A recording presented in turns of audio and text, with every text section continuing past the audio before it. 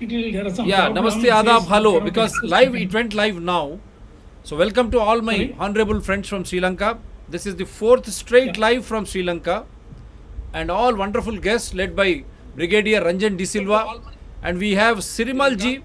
He is a retired Sri Lankan administrative officer having decades of experience in energy and other sectors.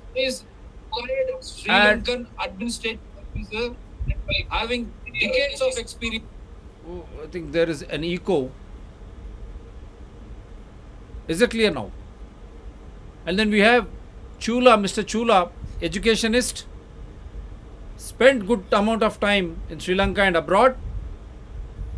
And then we have Siri Hetiji, Siriji. They all come from accomplished backgrounds. Along with Mr. Balakrishnan is trying very hard to connect to his video, and my good friend Faisal Mansoor, who has always been spearheading the Sri Lankan, I should say, renaissance, limping back. Let me just start with few words from Brigadier Ranjan De Silva ji. Then we will go to the guests. Yes, sir. Thank you. Thank you, Dr. Reddy, and thank you to all of you. Namaste. Let me start now. China's lending policies can be better understood by looking at her foreign policy first. China's foreign policy is expansionist and aggressive, and is making sweeping claims of sovereignty over the South China Sea. The South China Sea is estimated to have 11 billion barrels of untapped oil and 190 trillion cubic feet of natural gas. Some examples. China's maritime disputes with her neighboring countries, the Philippines, Vietnam, Japan, Indonesia, Malaysia. These are examples of an expansionist policy. 2. China's unilateral construction of 3 artificial islands in international waters and fully militarizing them with anti-ship, anti-aircraft missile systems, laser and jamming equipment and fighter jets. 3. China's border disputes with India, Nepal, and Bhutan. 4. China's relations with Taiwan. China regards Taiwan, which is an island, as a part of China. Taiwan has been governing herself for more than 70 years. Taiwan is an Asian tiger. She has managed her economy in exemplary fashion and has shown that she can well manage to govern herself without being a burden. Was there a failure? Okay, can you all hear me? We are all hearing you. I was trying to present a page of Sri Lanka. You go ahead, sir. We are all hearing you. There was a breakdown. No, it was not a break. I was trying to Can you share hear me the Sri now? Lankan. Yes, we are hearing.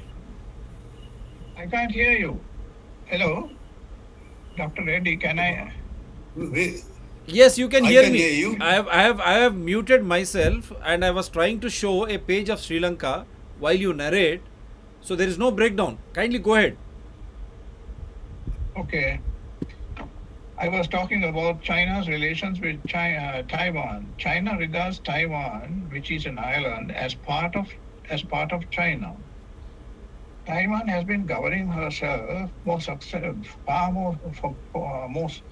for more than 70 years, very successfully. Taiwan is an Asian tiger today. She has managed the economy in exemplary fashion and has shown that she can well manage to govern herself without being a burden to her neighbors and the rest of the world, unlike Sri Lanka. The desire of the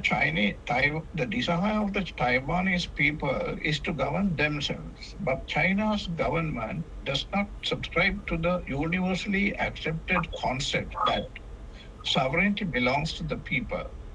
China's response is to threaten to crush Taiwan militarily if she declares independence. The language China uses is chilling, by no means diplomatic. The recent visit of US House Speaker Nancy Pelosi to Taiwan prompted China to display a level of belligerence never seen before, firing missiles across Taiwan and holding live fire drills along the Taiwan Strait. Compare this behavior of China with the behavior of other countries in similar situations where people living in a part of their country has declared its desire to separate. One, Scotland. Scotland wants to separate from the UK, but the central government of UK never issued threats to use military force to prevent separation. UK government's policy was and is to let the people of Scotland decide. David Cameron, then Prime Minister of UK, went to Edinburgh and addressing the Scottish people, explained the advantages of staying united. A referendum was held and the separatists lost. The separatist leader Alex Salmond resigned. This is an example of democratic, civilized behavior. In Spain, the Catalonians wanted to separate. Their movement is very strong. The central government of Spain never threatened to use force. Its policy is to let the people of the region decide. Not much is heard of this movement today. 3. Harking back to an earlier period, Quebec is the only francophone province in Canada. Quebec wished to separate. Pierre Trudeau, the father of the present Prime Minister, was the Prime Minister at the time. Once again, the policy of the federal government was to let the people decide. Force was never considered. The separatist movement of Quebec is not heard of today. Going further back, Tamil Nadu was known as Madras in 1948. Tamil Nadu was known as Madras in 1948 independence time. Madras wanted to separate. Mahatma Gandhi and Nehru told them, why do you want to leave? Stay with us. If you want to govern in your own language, go ahead. And if you want to change your name to Tamil Nadu, do that also. But don't leave us. No threats were issued of military action. The results of the wisdom of Indian leaders are there for all to see today.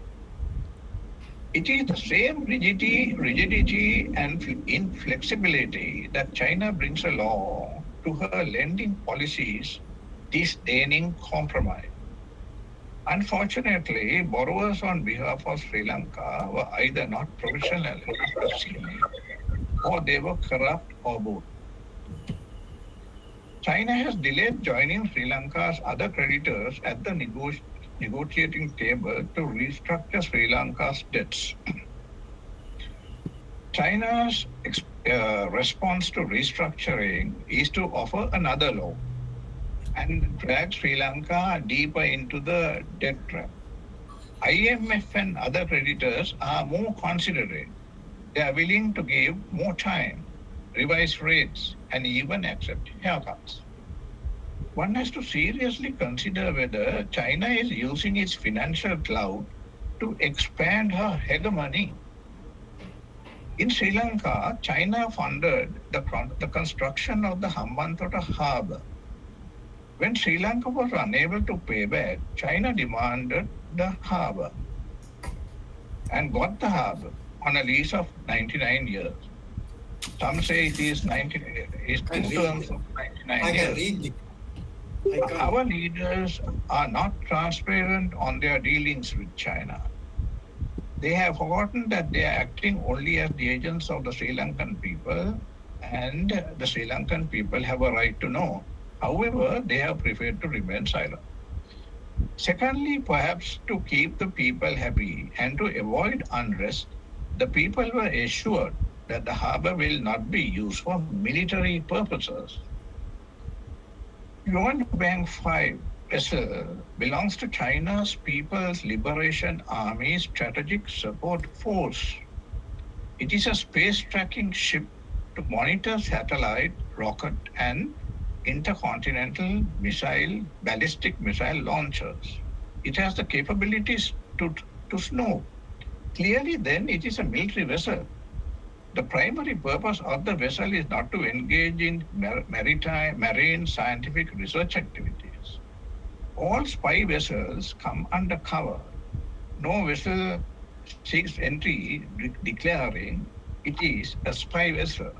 Sri Lanka media recently report that at any given time, 5 Chinese spy vessels disguised as research vessels operate in the Indian Ocean region. The permission given by the former president for this vessel to dock at Hambantota harbor, therefore, is a violation of this agreement, of this lease agreement. India expressed concerns regarding the visit of the ship. The new president was right in informing China to postpone the visit, considering the concerns expressed by India that the ship's visit will trigger security threats. China refused to back down and had the gumption to ask India now. China retaliated with her social media platforms, barring Sri Lanka's promotional campaigns in China. Sri Lanka Embassy in China organized a promotional campaign to be launched on Friday, the 12th of August, on Douyin, a social media platform. However, the Sri Lanka mission was informed that it cannot be implemented. Many social media sites, Chinese social media sites, were hot with negative comments on Sri Lanka. Some Chinese supermarket delayed purchase of Sri Lanka goods. The Sri Lanka mission in Beijing informed the government that the country, Sri Lanka, will suffer dire consequences as a result of the indefinite postponement of the visit.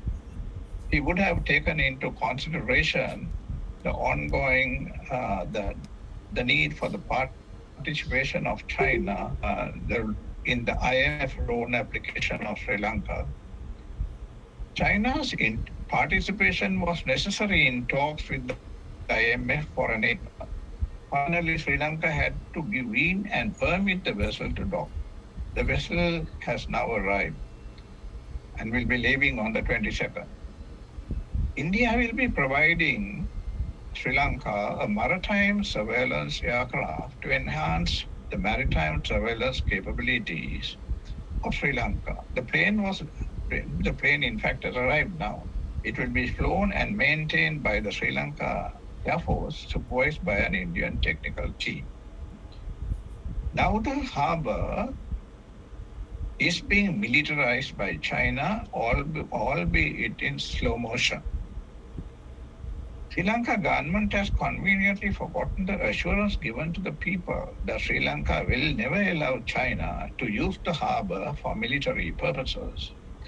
It is by giving this assurance that the then Sri Lanka government was able to pacify the people and obtain their acquiescence for the lease of the harbor to China.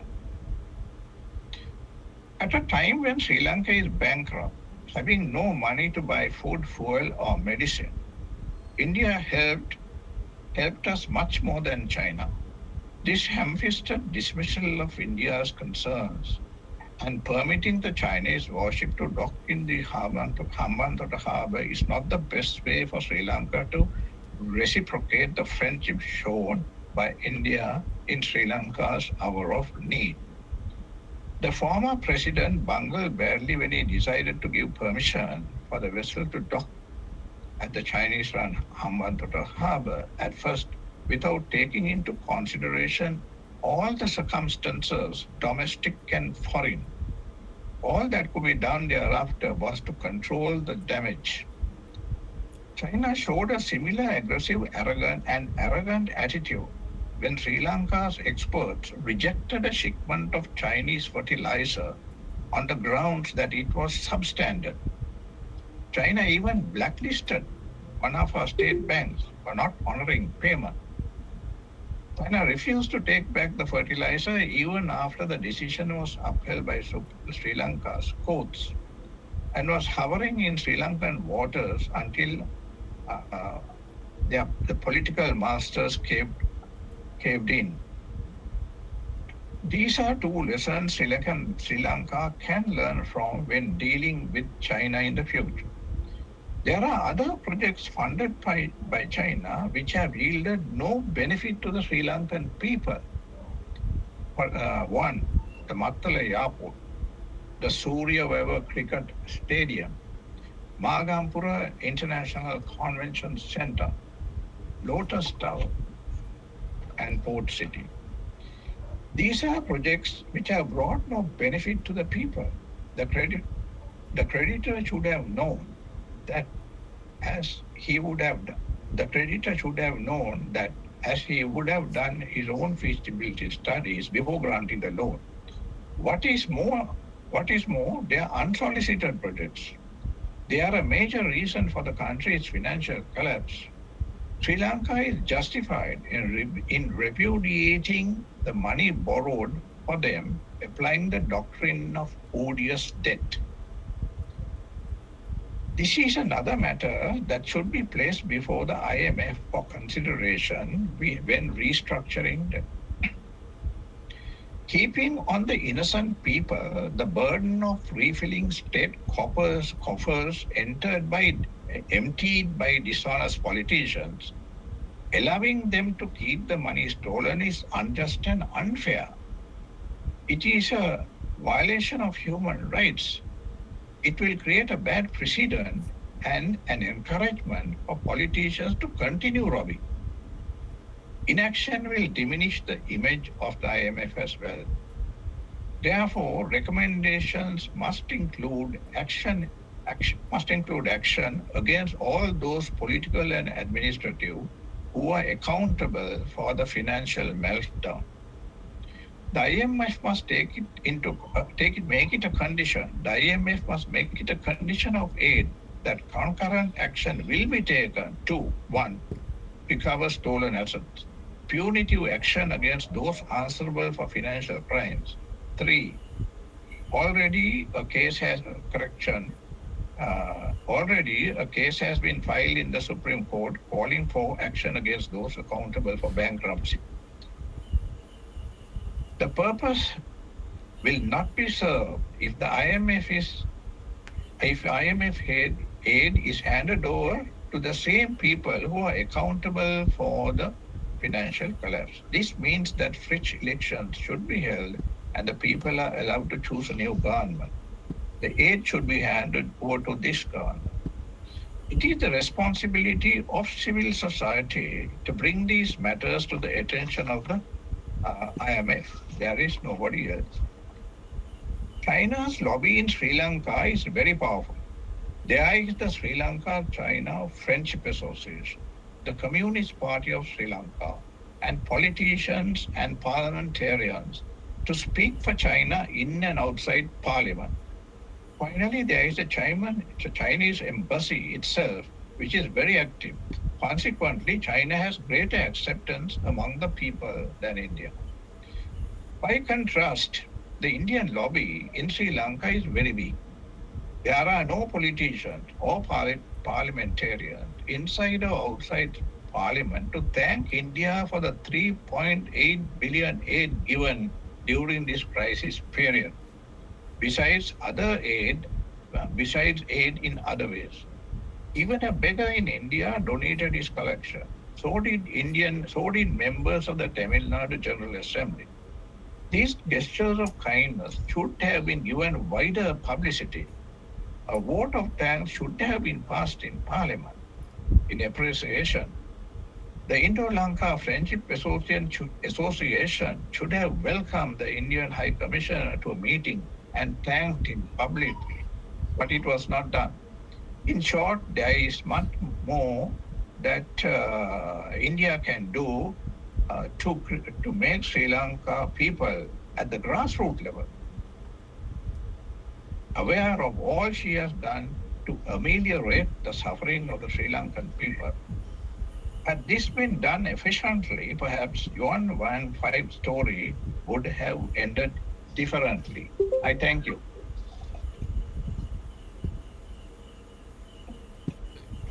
It's a wonderful Thank you. presentation. It's wonderful, Brigadier Ranjan De Silvaji, because you have narrated what is happening and why this crisis situation, how China has utilized it to its advantage, and what China has been doing in this Asia or Asia Pacific region also. You have narrated with clear examples how China toes, because there is no democracy in China, and China expects the rulers to be autocratic, undemocratic, so that they can have business deals, they can control the world or global market.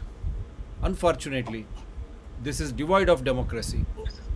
And as you rightly said, why don't you take this as a chance wherein you can have the Indo-Sri Lankan friendship going, because Indian lobby is very weak, I understand. But this is the fourth straight show from an Indian channel to the world. And what a better way than expressing that we are together. So we can take this momentous occasion. Once we finish this show, at the end of the show, you can announce through the show, we are all there. We can formally announce ourselves as Indo-Sri Lankan Association too. Whatever you want, you can name. You put the crisis 2022 and say we are going to be there. Yes, Chulaji, I have made you a presenter. You can share the screen.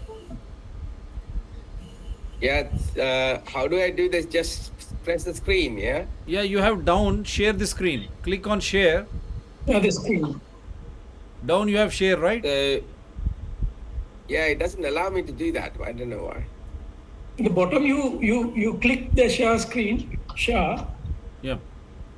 It says open system preferences, it says. Oh, you have to go there into your system. You are using Apple, right? You need to just go to open system preferences. There you say allow go to meeting app. Then ask them to share Allow the go screen. to meeting. Yeah. Yeah, okay. So you have to say allow in that one, yeah? Yeah. I can't even do that in here. Just a second. So you have to go to systems, okay? Don Vijay Singh has left. I think they'll come back. So you go to system Oh, preferences. is there? Yeah, he is there, Don. Yeah, I try, but allow me to do that. Oh, you have to unlock it as well. You have to Okay. unlock it, use your fingerprint or whatever for the unlocking process, and don't reveal your code to us. Done it now. So hopefully it should work now. Let's see. Okay. So it says to restart meeting or something. Is that, shall I do that or what? Just cancel that, yeah? Just say restart. To apply changes and rejoin your meeting, click restart. Okay, I'll do that. Okay. Yeah, you might have to do that. You have to do that. Yeah. Um,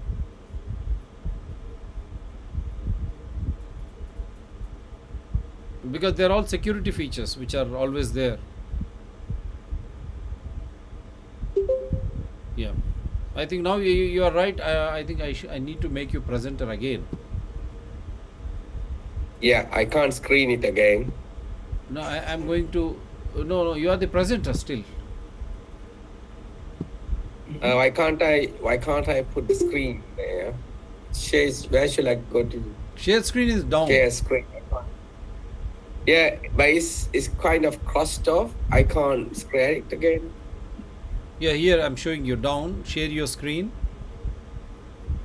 It's here. It's share screen. There's nothing called share screen. Under preferences, you get on the Apple, you get preferences, you get meetings.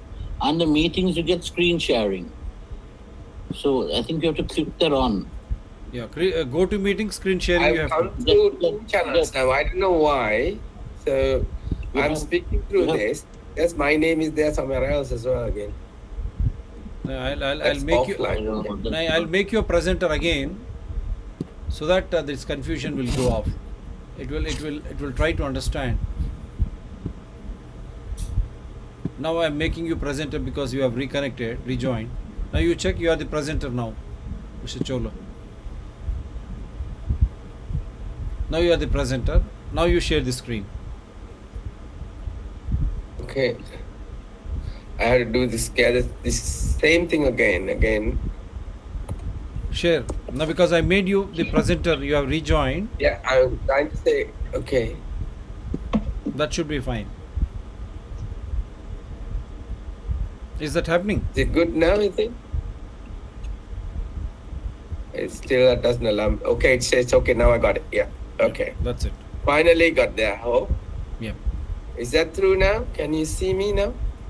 Yeah, I think you are sharing your screen now. Wonderful. All right, so good afternoon, everybody. I Bowen from Sri Lankan culture. The presentation here is actually very broad, and this is mainly to say whatever problem, how it has occurred, and obviously Ranjan has summarized it to some extent, but this is actually a collection of views and ideas that we have collected. So I'm grateful to everybody who's contributed to these ideas in this. So on the 12th of April, we were declared bankrupt. And as you all know, there was a huge public outcry. This was spontaneous, though. It was not politically organized or done by the opposition. All over the place saying it's intolerable, we just can't continue, we need a change. So this firm reaction led to the resignation of both the Prime Minister and then the President. But the weaknesses in the Constitution allowed a defeated candidate in the last election to become the President through the backdoor entrance without any people's mandate. So now we got a President who doesn't have a people's mandate, but legitimate. The people succeeded, people thought, but really no. The reason is the incumbent president is branded failure, but we don't really know it because although he's an autocrat, he's also a very experienced person from 20 years ago. So he's probably the best in the parliament at the moment who can handle the current crisis. And there's no comparable replacement in sight. So we have both ways. We can say one way is not politically correct, but on the other side, who else is going to do this job? So we don't really know, but he's an autocrat at the same time as well. So if you look at our economy, this is what's been happening over the years for some time. So the economy needed productivity. That's basically education and energy is primary requirement for this to improve productivity. But the loans are coming in more than that. That's what's happened by the more recent governments. So the economy was leaking because of huge wastage. Now, if you look at Sri Lanka, the corruption index in Sri Lanka is about 30s, 37, 38, something like that. So the higher you go, better or least corruption in those countries. So the China's corruption index is in 40s, whereas the Western world is like in 70s and 80s. So if we have a corruption problem in our end for whatever we work with, and if you take it from China, it's very unlikely anything will be clean on the other end because they are relatively corrupt, similar to us as well. So you can understand why we've had this kind of issues with various projects. So with the current crisis, even the government is now trying, okay, we need more loans from the IMF, right? Okay. But because the power has broken down, there's no fuel and no power, the energy cuts, people can't work. So the productivity and education and energy is all reduced, and therefore we can't be productive. And unfortunately, in our universities as well, the percentage of students who entered the university for higher education has been about 10% for the last 20, 30 years. and there's been opposition of other developments as well. So our education crowd that would have contributed to productivity is not as great it should be. So whatever the who pays for this, the very people who work in the country, the laborers, everybody else, from their salaries, then the taxes and everything what they pay, they are the ones who fund this economy. But then the deals are the main problem that's been for us. Then there's a local oligarchs, I call them. They are the corrupt people who make these deals happen. Some of them are obviously politicians. And there is also an effort to sell our assets for commissions. Now, these are the deals that we talked about. Now, all these projects that were based on loans, for example, there was a coal plant project that was installed a long time, and that was kind of at the beginning. Now, take, for example, taking a loan, and you take a coal plant down to Sri Lanka. Now, we don't know why we decided a coal plant when everybody else is not saying it's not a good idea. But then this new coal plant, immediately after starting, breaks down again and again and again for about an year. So who pays for all this? Us, the Sri Lankans. But we did not get anything in return for what we expected. So these are the kind of projects that been bought without much transparency. And then he's talked about the Hon'ble Airport, the Hon'ble Port, the city port. And these are all loans that's been taken, huge amounts of loans. And we don't really know exactly how it was spent and how, so these loans are not transparent. So it looks like that we have been given large amounts of money, we were told, but some of them would have led to commissions that's supporting people who approve them. On both sides, not really on one side, I think. So if we continue like this, we'll shrink to nothing. And what we really need to do at the moment, as we're saying, we have a fundamental problem, but we were talking about our neighbors being India and everyone. So we have to be friendly and work with them as a region to recover.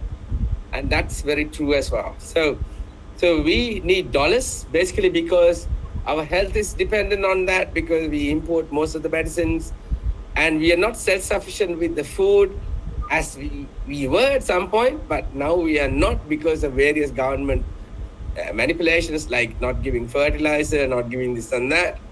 Then there's a fuel and power shortage. We do have enough energy, for example, through solar power and so on, but that's not been supported to be developed for years and years.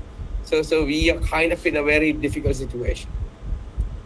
So at this particular moment, our income has been through tourists, but they're not coming to a country that has no law and order and also no transport and no food. And the loans, obviously, we have not come yet from IMF, but it's expected, so we are not getting much there. And even the expatriates who send donations and deposits to the country have virtually stopped doing it to the government because they don't trust the government institutions, and instead they try to privately support things because everyone thinks there's a deal in this, and then they have to, even when you donate something, you have to still pay a deal with somebody. So the productivity is not down at the moment because of all these reasons.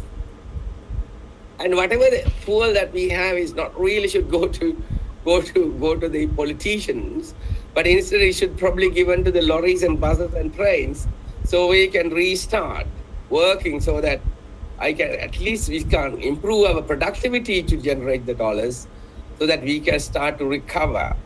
So it's 4 months gone since, and the economic policy is still being debated about in the parliament, saying that we need a unified parliament to agree on something.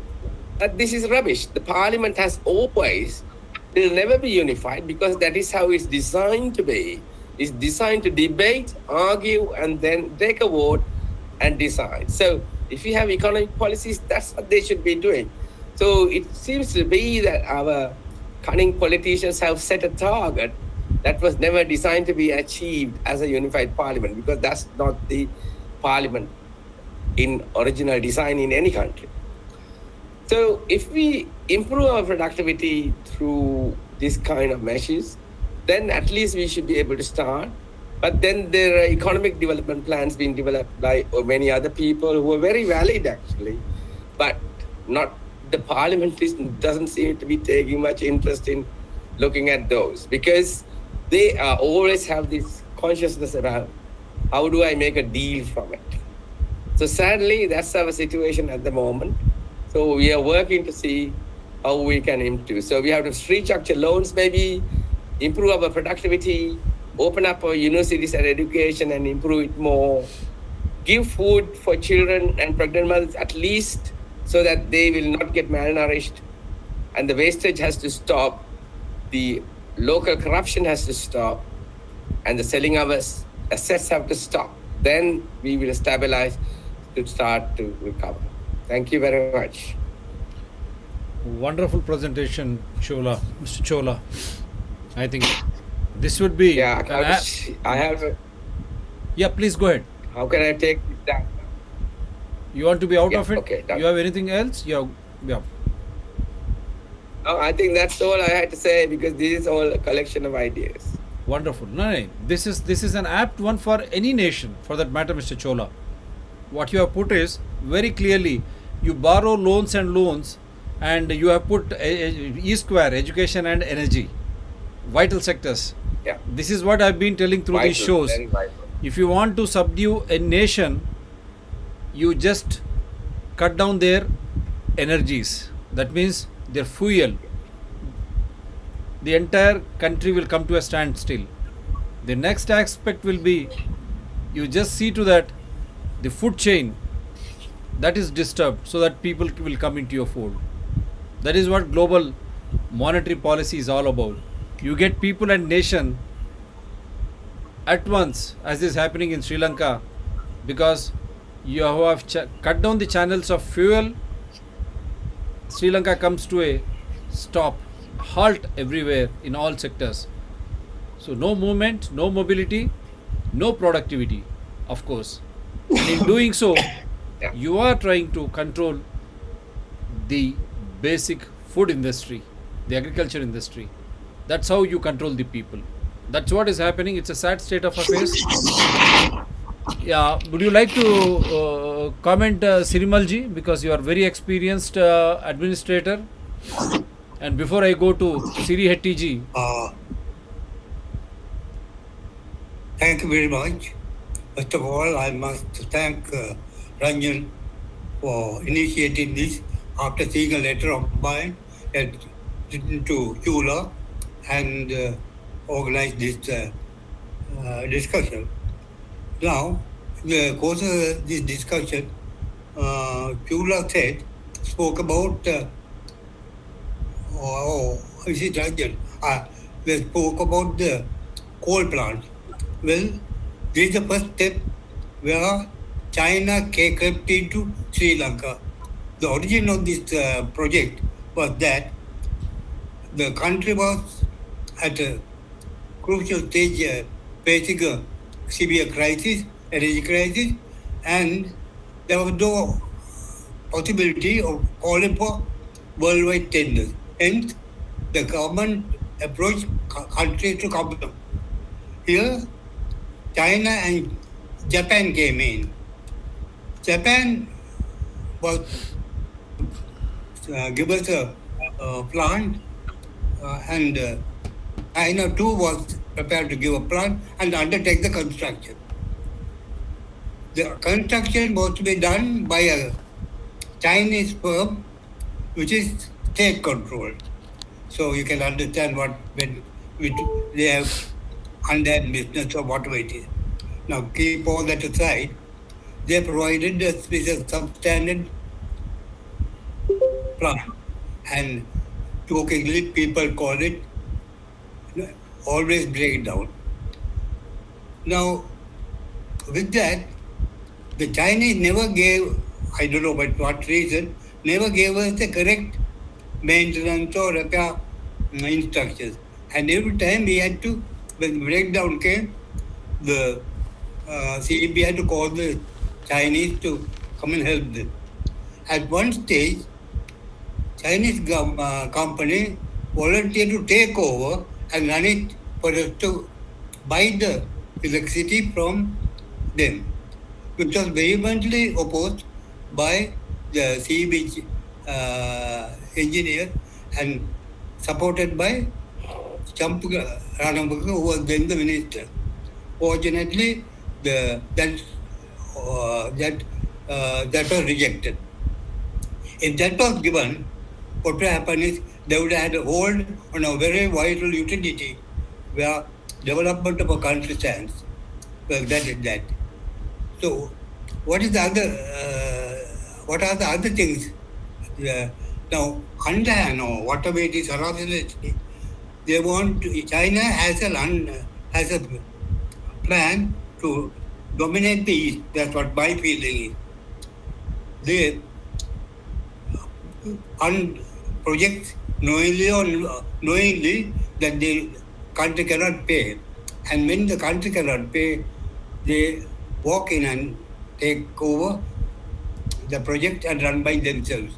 By which gradually they take over the administration or whatever the government does to their hand. Now I have several other matters which no one has spoken of.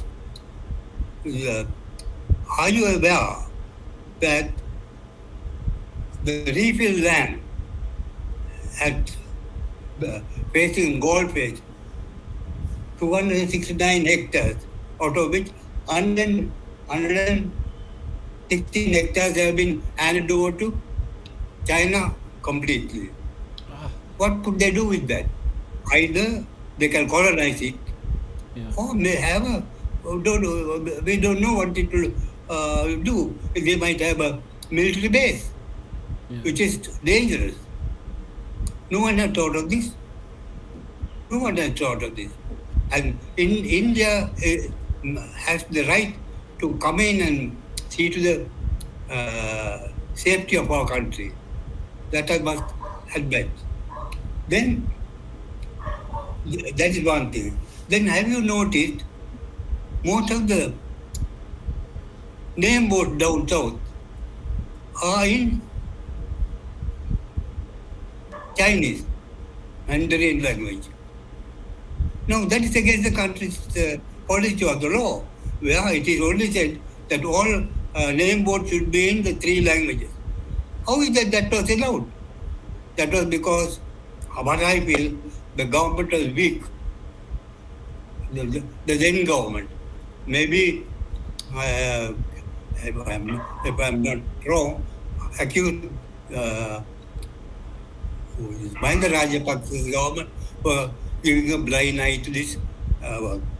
So, incidentally, in this, if you see, there's a name board in Mount Lavinia station with all 4 languages. That is that. Then the other, how China is trying to walk in or creep into our administration in this. Have you ever heard that our agricultural minister then, Navin Dissanayake, went in 2019 May to India to China and signed an MOU for rejuvenating the plantation sector, which included rubber, tea, coconut, cashew, etc. Now, tea is another important industry, or the plantation industry is one. If China take hold of this industry as well, what will be our position? Now, China is not a rubber producing country. It is, why should China be very interested in rubber plantation in Sri Lanka? Surely the Rubber Institute in Sri Lanka, Rubber Research Institute is competent to advise and promote what is done so for the last 150 years. if at all any consultancy was necessary for rubber, then we should have approached either Indonesia or Thailand, which are the three rubber producing countries. That is that. Then that is all one. Then what might say? The other is that with all this, it will be seen China is more worried about entering into a country and taking hold of the administration and managing, strengthening this. The other thing it is, I have received a letter from Chinese, in Chinese. Which, why should they send me a letter in Chinese? Goodness. They should definitely not, I don't know Chinese.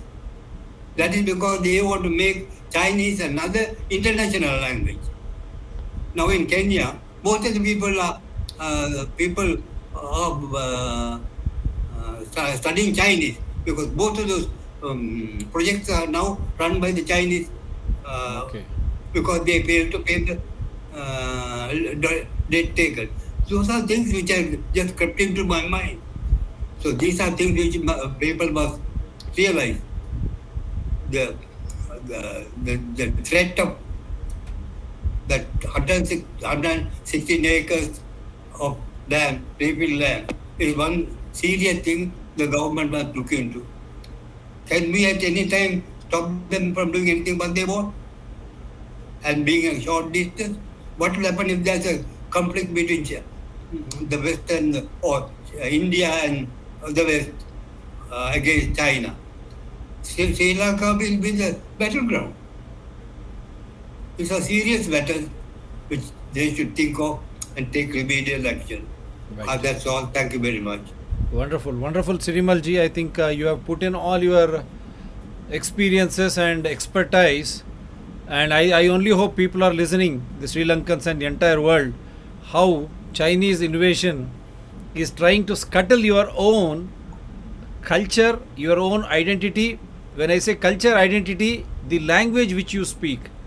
So now slowly but surely they are trying to get everything into Chinese language. And not only that, the 100 odd hectares of land now which is there in the position of China, if they turn into a what should I say, big military base, what Sri Lanka is going to do when India and the other Westerns join? Sri Lanka will become a battlefield. I hope your working president now is listening to this show. All the authorities there in Sri Lanka, because we have tagged everyone, I hope they're all listening. Such a big scare. If you lose your identity and your culture, Sri Lanka doesn't exist at all. So it is for Sri Lanka to understand, not in India's interest, but it is own Sri Lanka's interest. If you want Chinese invasion in the form of communication, Chinese trying to, the way they have acquired that 126 hectares, what if they convert that into military base? So remedial measures should be happening very soon. And we have another wonderful guest joined, Ravichandran Swaminathan ji from Coimbatore, Tamil Nadu, who has been part of my shows regularly. This is what we have been crying hoarse in India. India is vast, so every state, whatever is happening goes unnoticed. Sri Lanka being a small country, everything is getting noticed. The same repercussions we have been projecting even the other day also regarding cryptocurrency, how these invasions, market invasions will happen by taking away all, siphoning away all of your money in the form of crypto, save it or store it somewhere else, make you to become totally bankrupt. Yes, next I think Siri Hetiji or Balakrishnan ji, who would like to speak?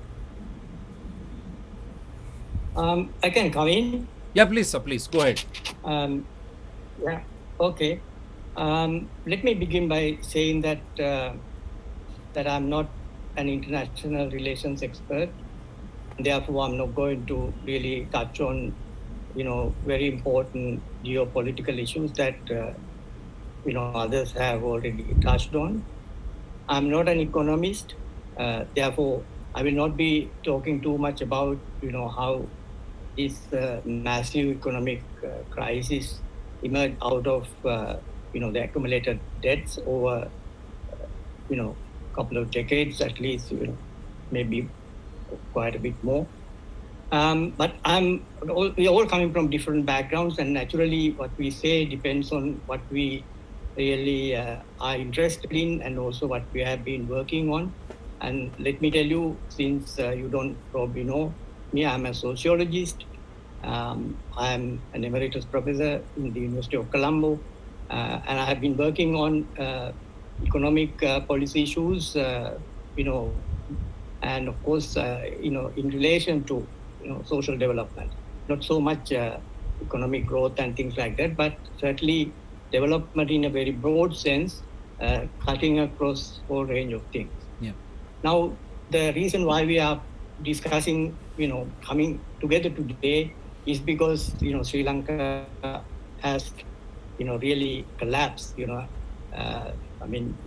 bankrupt, and therefore, everything is in disarray. Politics in disarray. The lives of the people, infrastructure, public services, and so on and so forth. So the point is that that's why we are talking about. But then the point is that we can always, look at things from different, let's say, vantage points. Now we look at it from where we are, but we did not end up. We did not end up in this situation, over a period of 2 years or 3 years. I mean, this has been, basically happening over a long period of time. I can tell you about 20 years ago, I published a book in Sinhala because I thought at least, most of my work has been in English, but of course I published a book in Sinhala. That was 20 years ago. The title was Contemporary Social Crisis in Sri Lanka. In other words, we were looking at a crisis, being formed in Sri Lanka over a long period of time. So, I can go on and on, but I think since I want to be very brief in my intervention, I'm going to, say from where I would like to start this whole discussion. You see, you can look at this whole crisis in Sri Lanka from without or from within. And since there are many people who would look at it from without, I would look at it from within. How did it emerge, within Sri Lanka, as a major, crisis that the whole world is talking about. So the point is that we have been a sovereign country, from 1948 onwards, maybe a bit more if we take 1931 as the watershed when universal adult franchise was introduced, so that the people could elect their leaders and have control over a lot of the public policies. In fact, the free education, universal free education, it was introduced a few years before independence in the early 1940s. So the point is that Sri Lanka, was a sovereign, state, 74 years ago. And it has been evolving over time, and we have ended up in this situation. The point is that we have had so many regimes, from that time onwards. We started in a very liberal kind of policy environment, like in 1948. But then we moved away from that, and because we, basically moved in the direction of ethno-nationalism, and as a result, ethno-nationalism basically colored the state that emerged in Sri Lanka in the 1950s. And then, we were moving forward, adopting a mix of economic and social policies, and I would describe some of these policies as social democratic, but of course we also had in the background, this very, very significant ethno-nationalist kind of, background. Anyway, the point is that we, in 1977, liberalized the economy. In fact, I would call it a neoliberal because we adopted a neoliberal framework for managing not only the economy but also all the social sectors as well, and that created very, very different atmosphere in the country. And I don't want to go into details, but the fact of the matter is that the regime that came after 2000, in fact 2005, it was basically an offshoot of SLFP, that is the party that formed the government in 1956.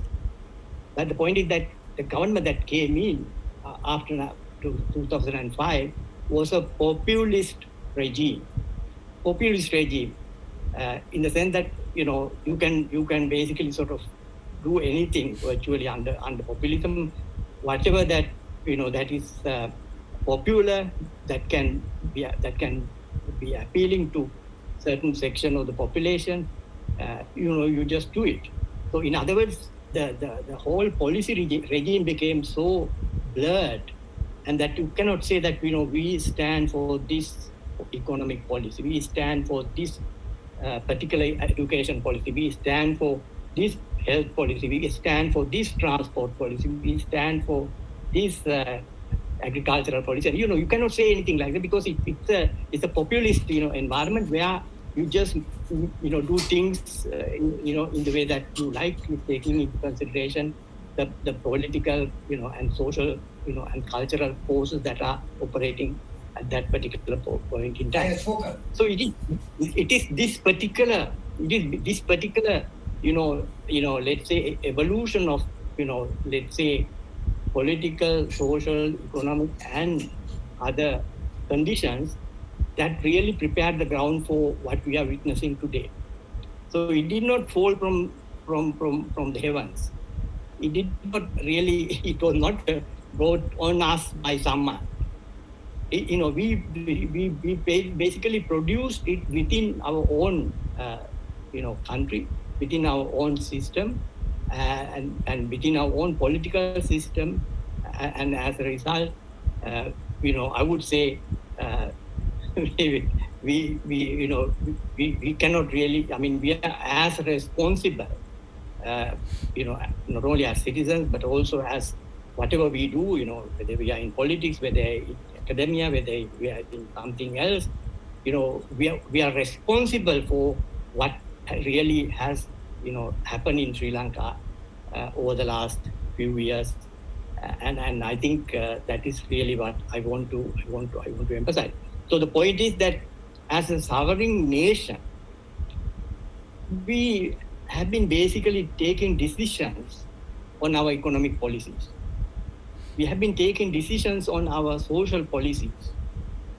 We have been taking decisions on policies in many other areas and so on and so forth. And in other words, we have been shaping what was going on in Sri Lanka in various sectors and so on. I mean, I can give you a number of examples. Like for instance, you see now we all got excited when when people had to queue up for fuel. And these lines became longer and longer and more violent and so on and so forth. And then the point is that is basically transport. How did that happen? I mean, you have to ask that question from within, not from without. How did that happen? We had a transportation system in the early 1970s. The balance was 20% private, 80% public. And now we have a transport system which is 80% private, 20% public. So like for instance, we have 1.3 million three-wheelers, 4.5 million motorbikes. And you just go to the website and you will see the numbers. So the point is, and the entire education system became, so let's say mixed up, if you like, and that you have no coherent educational environment in the country. Right. education system became, so, fragmented, so unequal, and so on and so forth. I mean, before independence, 1944, when this free education program was introduced, they were basically planning for a very unified education system, equitable, rational education system in the country. Now then, after 77, what happened? The education became so, so segmented. Like you have on one hand, hundreds of international schools in Colombo, and then you have, private schools and so on and so forth. Then you have privileged schools in urban areas. Then you have the public schools in the villages and so on. How did we allocate resources for education? 1.6% of the GDP.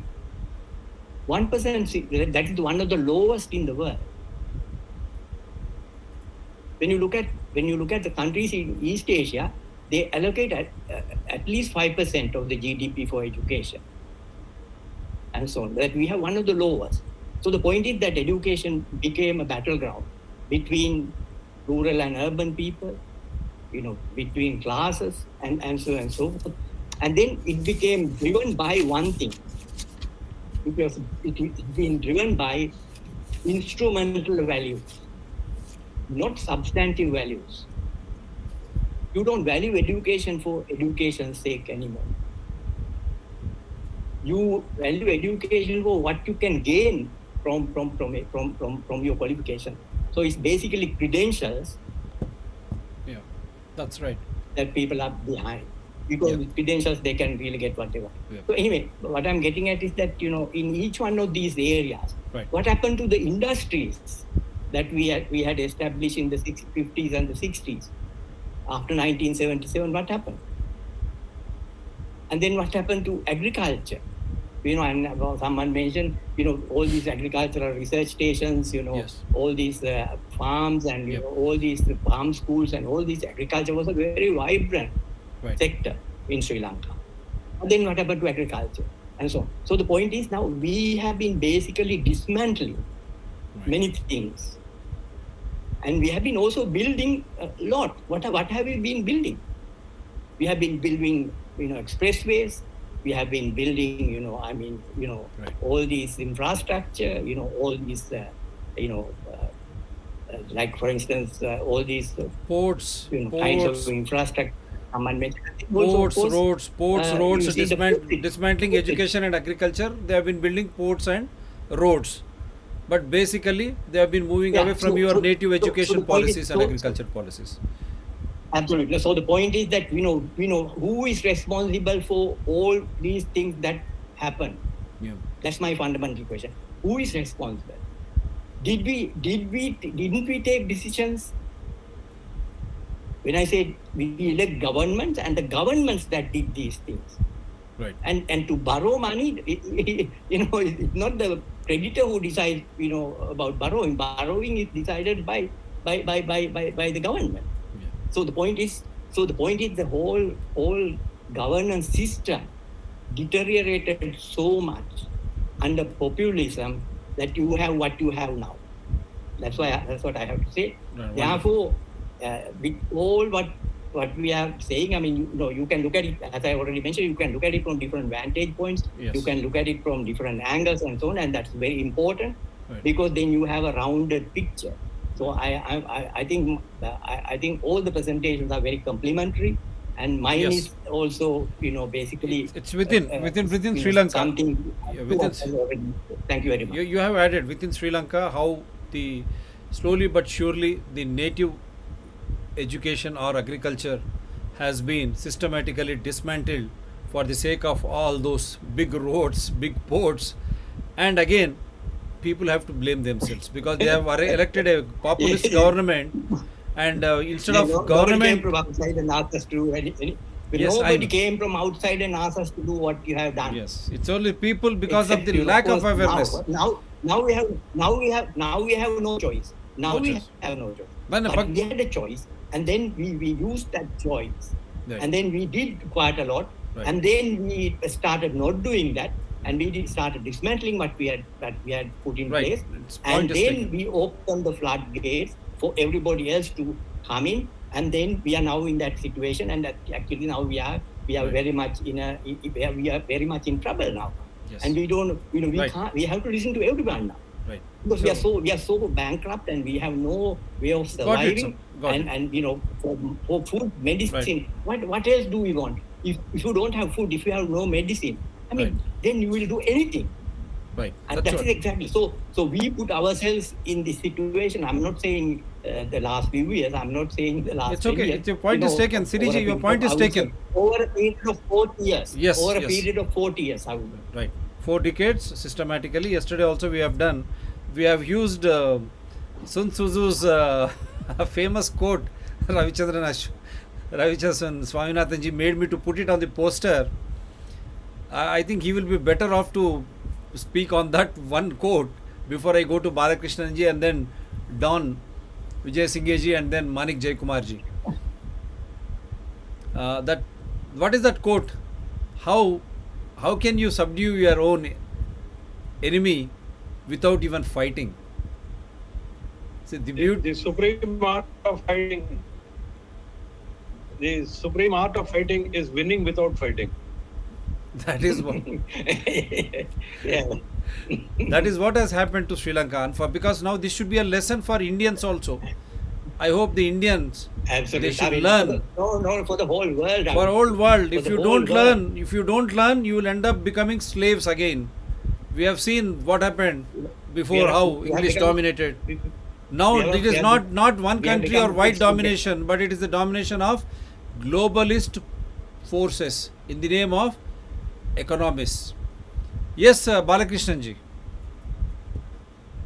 You can unmute and speak, sir. Balakrishnanji.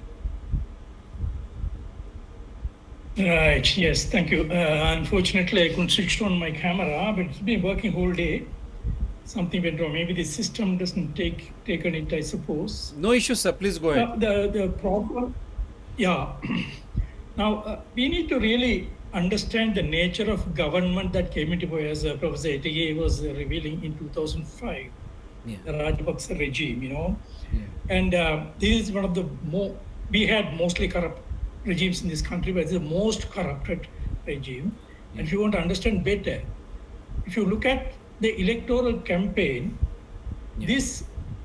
the campaign managers bribed the liberation tigers of Tamil Eelam with 1,000 million rupees Oh, in order to ensure that they used their gunpower to prevent the Tamils in the north coming for polling. And therefore, they were calculating that they can win with the southern votes, and that's what happened actually, because between Ranil Wickramasinghe and Prem and Mahinda Rajapaksa, there were around 200,000 different southern votes, whereas at least 300,000 votes were expected for Ranil Wickramasinghe to win the election. Now, what I'm trying to say is, this is how they are corrupt. The corruption is from the beginning of the election that they were contesting, and throughout this corruption has been a convenient point for China to enter into many agreements with them on large-scale infrastructure projects. For example, when they entered into this agreement of the harbor project in the south, and the airport project and various other projects, probably any funder lending money, they would have at least done a feasibility study of the sustainability of these projects and so on. Here, Chinese never went into any of such assessment, and they also lend money to many other countries the same way, because they have enough money, and they want to push their their Belt and Road Initiative. They say the Belt and Road Initiative is this can expand trade, increase foreign investment, and reduce poverty by lowering trade costs, etc. But in no way Sri Lankan experience worked the other way. So this is one of the major reason for Sri Lanka to get into this trap was also partly because of the corrupt regime, and this all large scale infrastructure projects really gave opportunity for Rajapaksa regime to earn billions of rupees as kickbacks and commissions and miscalculation of the cost. And this is very much revealed, but nobody is there to take action against this corruption. Now it's also the Chinese. If we look at this Chinese investment as such, there are studies carried out by some institutes like Aid Data. This is part of the William and Mary University, and they say that most of the statistics or informations are not available in the public domain because the China maintains the information on bilateral assistance, whereas most of these assistance came from their state bank or their private, the state-owned companies, and therefore these even World Bank finding it difficult to access the most of these informations. And secondly, Sri Lanka, they have never been transparent about these investments. And this is where ultimately nobody can definitely say how much money went into the project, how much money went into their pockets of those people governing the country. Because this corruption was one of the main reason for this large-scale infrastructure project. Although China is not the major donor, it's actually the Chinese investment comes into something approximately 8.4 or 8.5% of the gross domestic of the GDP. But still, most of these investments are unproductive and stagnant. It doesn't bring any revenues. This is one of the major problems. And even when they were struggling to pay back the loan, when China was offering to give additional loan to pay back the loan, and this is how they try to trap the country in many ways. Even there's a case study which I read about Angola, for example. They went on dumping money without considering the repayment capacity and so on. Eventually, they got thousands of acres of land on return of the defaulted loan.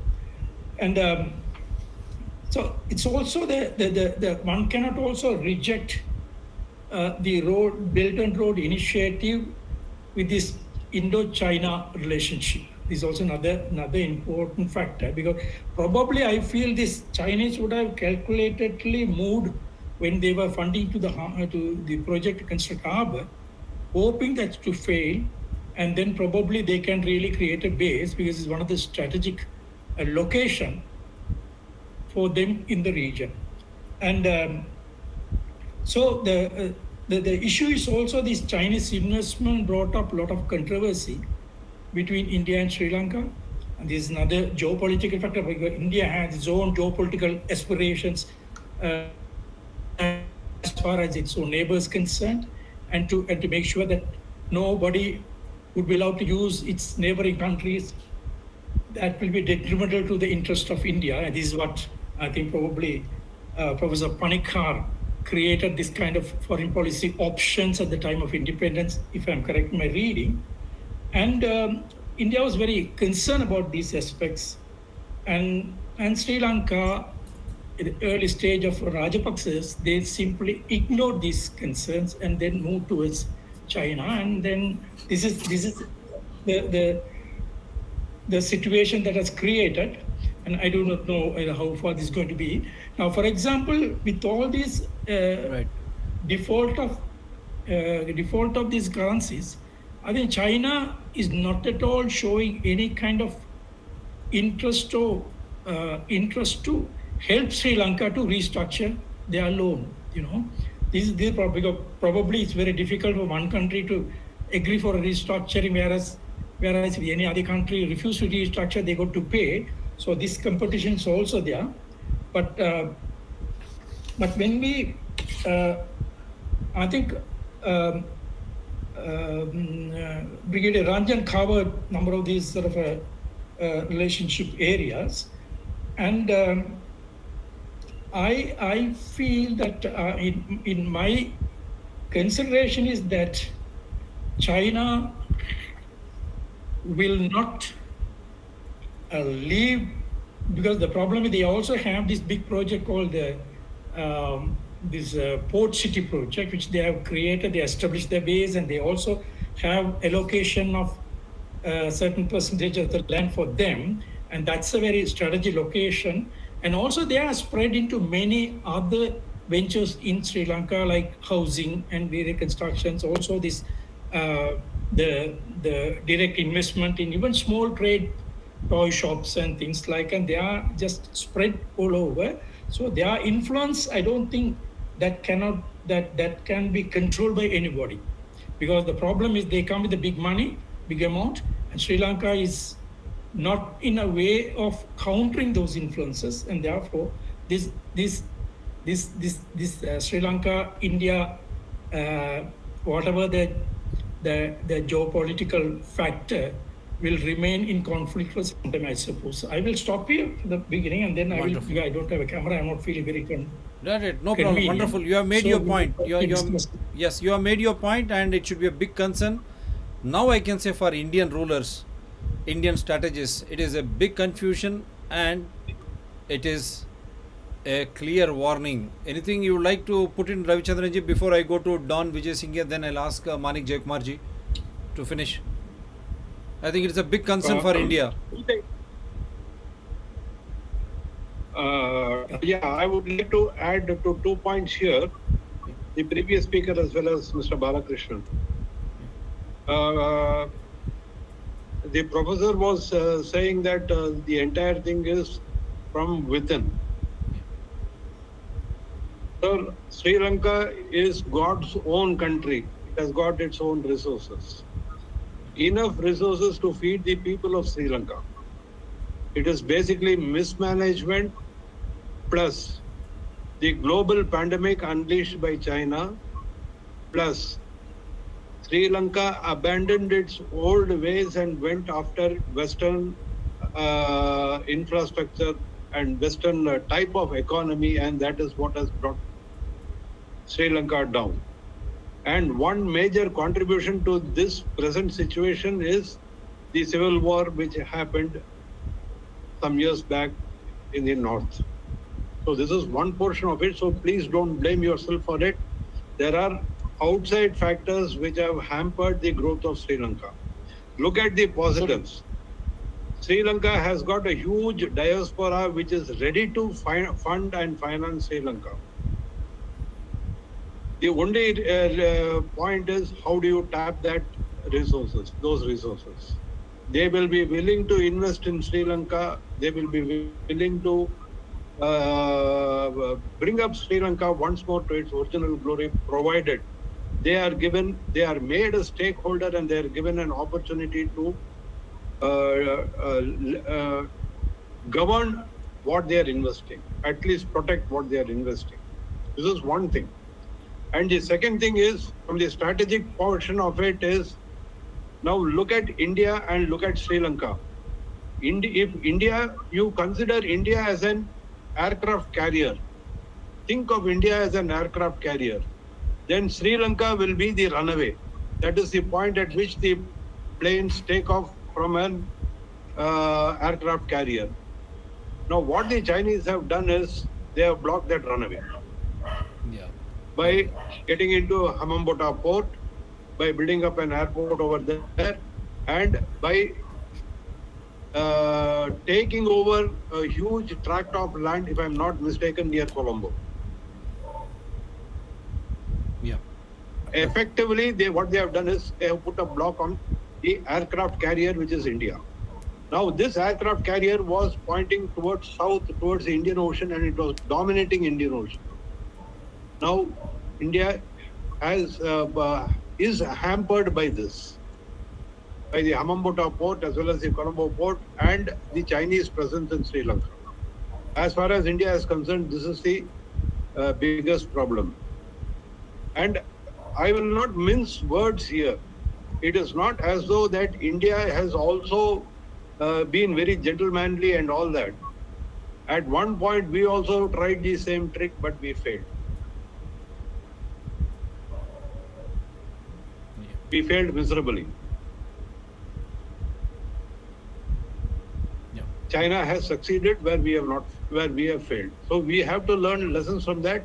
Sri Lanka can get out of this predicament depending upon its own strength, which is the diaspora as well as the land that is available to them right now. Wonderful. Yes, Dr. Reddy. Yeah, I'll come back to you for the last passing comments. How dangerously India is placed, how completely it is surrounded by Pakistan and China, that route. Now they have sitting on Sri Lanka, and the other countries too falling a prey to Sri Lanka. I mean, China. What is India doing? Yeah, I'll come back to you there. Don Vijay Singh, please. Your audio, sir. Your audio. It's unmuted, but no. No, I think it's. No, I have not unmuted anyone. 1 second, let me check.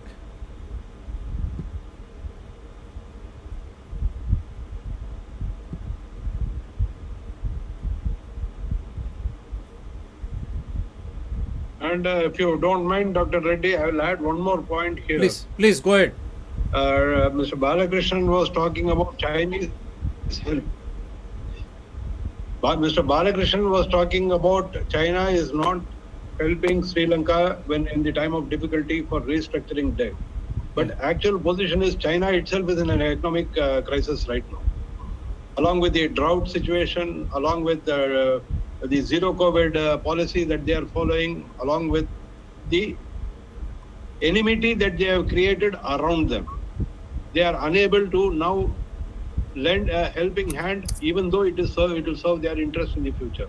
That is why China is not able to come to Sri Lanka's help right now. And it is a good thing. Yeah. God Sri Lanka should not depend on China for any help. That's what. Don Vijay Singh. Can you all hear me now? I think we are able to. Yeah. Can you hear me now? Yes, sir. Please go ahead. Yes, we can. You can? Yes. Yes. All right, great. Thank you. Well, I was not prepared to speak at all, and I just got COVID, and I'm coughing, and Manik recently told me about this meeting, and I decided to join. And forgive me if I cough during. And I have a small comment to make, and that's all. Yeah. And I was not. I think I need a little bit more gray hair before I can. Go ahead, sir. No offer problem. anything. I can only say cough it out to China, because they gave us COVID. You cough it out to China. No problem. All right. So this is what I see. I mean, you all touch this. Bottom line is, Sri Lanka is a splendid island with plenty of resources to feed its own people. Wonderful. And not only that, but also to contribute to the rest of the world. Wonderful. What is happening is, historically, we had foreign invaders, British, Dutch, Portuguese, they all wanted to invade the country. And they came in peace, they came as traders, whatever the case it may have been. At the end of the day, they managed through war or some other means to invade the country. Yeah. Now, modern day, the superpowers are trying to do the same thing. So how can they get in? Well, I think as Ravichandran Swaminathan said, supreme art of fighting is fighting without, winning without fighting, right? Yes. That's exactly what they're doing. Yes. So what are our vulnerabilities in the country? Corrupt politicians. Well, Rajapaksa family, they are supposed to be patriotic, nationalist people, right? But they are blinded by the commissions and the corruption. So they can pocket the money without paying attention to the national security and the future of the country. Yeah. Now they are too late because the Chinese already invaded Sri Lanka without firing a bullet. Yeah. They have taken major harbors, airports, and landmass of the country. Yeah. And you are right, India failed. You know what? I wish India succeeded because we are same kind of people at least. Yeah. I don't want anybody to invade Sri Lanka. I will fight for my last breath to keep this country a unified, independent Sri Lanka. But right now, why we are losing this battle? Corruption is one thing. Other thing is the ruling elite. There is only a few people have been ruling this country since the independence, like 3 years ago. Okay, 1978, J.R. Jayawardena created the constitution that created so much destruction and took us to the path of destruction. Then since 2010, actually, corruption became so widespread and is so blind to the point that the people are immune to it. People don't care. You know, there is 1943, American psychologist wrote an article about hierarchy of needs. In there, it says that the people get into politics and what they do, what the politicians are doing, and to investigate corruptions and all that, they have to have their basic needs. And when they climb the ladder of that pyramid of their needs, when they have self-realization only, they think about the politicians' corruptions. So we have two major issues. One thing is corruption. We need to eradicate corruption and put new people who are patriotic, who want to develop the country in power. Secondly, we have a major issue of unity. This Tamil and Sinhala issue has been one of the biggest issues that we have, why we cannot get out of this situation. Now, some of you guys said that the diaspora has a lot of money to be brought back into Sri Lanka to develop Sri Lanka. Well, you know what? That is all great. That is true. But at the same time, without unifying the community, politicians want to use the British ways of dividing and conquer. We need to find a way to reach out, unify, and come up with a way to get rid of the corruption, get rid of division, and have a unified action to come out of the political and the economic situation in which we are. Thank you for listening. That's all I have to offer. No, wonderful. Before I make Mr. Manik Jaykumar to speak, because even today in the afternoon, me and Faisal were talking, the communists, the Kailash, they said the northern part, if I'm not wrong, is quietly located in Sri Lanka, where people walk around to Sri Lanka, and there too, again they have... What is that? What did you say that they are walking around of? No, there is a faith, the faith belonging to the Hindus, or which is quite clearly located in Sri Lanka, and wherein I am told even the Sufi Muslim sect also go there. So that is such a religious harmony.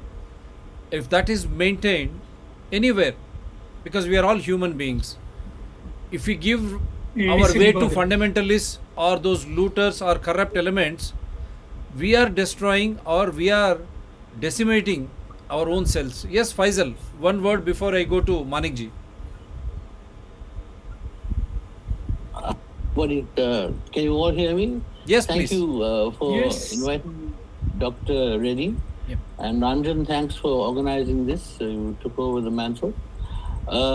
The couple of things I want to talk about, which I think maybe we haven't really touched on properly yet.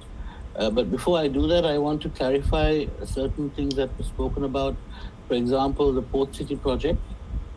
Overall, Sri Lanka has been suffering from a globalization project that has started in 1977 and which has then become more accentuated in more recent times. Whether it was the Rajapaksa government or whether it was the Yahapalana government or whoever it was, they have been having a physical policy plan in operation, which basically is setting out to destroy our fishers and our farmers by creating mega cities throughout the country and basically preparing Sri Lanka for a foreign invasion in very much in the manner which has affected Singapore. I know Singapore is held up as a big paragon of virtue and incorruptibility, etc., around the world, but the facts don't really speak to that. And in any event, the poor people in Singapore cannot get out of the debt that they face. There's no way at all that they can ever get up to the level of the living standards of the expatriates who dominate Singapore's economy. The same thing is happening in Sri Lanka, which is set up, and we have now Ranil Wickremesinghe is trying to set up a 25-year-old master plan, which again is in keeping with the already established physical policy plan for 2050, where most of our fishers and farmers are being marginalized, and especially our farmers, because of the micro debt that they have been. So many of our farmers in the central provinces, etc., in Rajarata and all of that are carrying 5 and 6 microfinance loans, which they have taken mainly to fund current spending. The government, in the meantime, has been busy issuing title deeds to the lands that these farmers have been holding for thousands of years. And of course, since they're already in debt, those lands will be hypothecated very fast, and they will lose the title to their lands. So overall, Sri Lanka has been following the same course that Singapore had followed. And of course, Singapore is quite different in that it's a very small country. It's just a city, really. And in Sri Lanka, they're trying to create, I suppose, in a way, in Wickremesinghe's idea, 6 Singapores. So I suppose they reckon that it'll be better for our poor people to work as slaves in their own country than to have to go to the Middle East and other countries and work as slaves. Either which way, you can see that Sri Lanka's situation, insofar as the global agenda goes on, is concerned, I don't think, we have become now like a rubber ball being kicked from one side to the other by all the big global players. I don't think there's much else that's really happening here at the moment, except that it's all of the chickens are coming home to roost, where all the debts that we took over from 1977 have now come to have all become due. Especially, I believe, the 2015 loans that Wickremesinghe took from the IMF are what have become due at the moment. So China has about 20% of our debt. The 80% of our debt is still owed to the Club of Rome and others. And while you have all been identifying China as our main problem of influence in Sri Lanka at the moment, I think that's a false narrative, I'm afraid. Because if you look right throughout the world, all the infrastructure in the world is being built by China. Nobody can build infrastructure cheaper than China. So whether you're talking about South America, whether you're talking about Europe, whether you're talking, even Rotterdam port is run by China at the moment. So China's infrastructure development capacity at a price that nobody else can deliver. And this is really why we have had this problem. Now, one of the problems we've also had is that even with India, and Indian companies came and invested in real estate in Sri Lanka, they brought their labor from India and started building stuff here. Now, in all other countries in the world, when countries build infrastructure, they allow their labor to participate in the building of the infrastructure, which then circulates well throughout the country and then you have a rising of overall living standards. In Sri Lanka, the infrastructure has been built mainly by foreign labor. I mean, apart from 77 to 80, whatever it was with Mahavali, in recent times especially, and in the rapid development that we've been seeing, it has all been foreign labor that has been coming and working in Sri Lanka for as part and parcel of the deals that have been negotiated by the powers that be. In particular about the port city, I can tell you because I have been a member of the movement against the port city from almost its inception. And at the moment, I have had for 4 years now, coming in December to be 4 years, I have had an application before the Right to Information Commission for a copy of the agreement that oversees the port city development. The port city development, I can tell you categorically from the information that we have, there's been little that has been made available to us in the December 2015 special supplementary environmental impact assessment. The Chinese have invested $500 million in terms of equity. They have arranged a $1 billion loan from the Chinese Exim Bank to fund the filling of the land, the sand mining, and the reclamation of the land. Right. And Sri Lanka has contributed the sand and the rocks, that is the granite rocks for the structure underneath, in excess of $4.5 billion. So in fact, we have invested more than $8.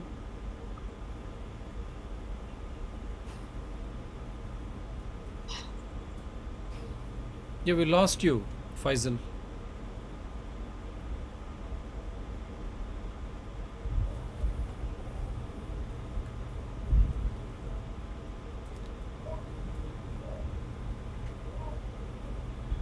I think the signal. I think Faisal, we lost you.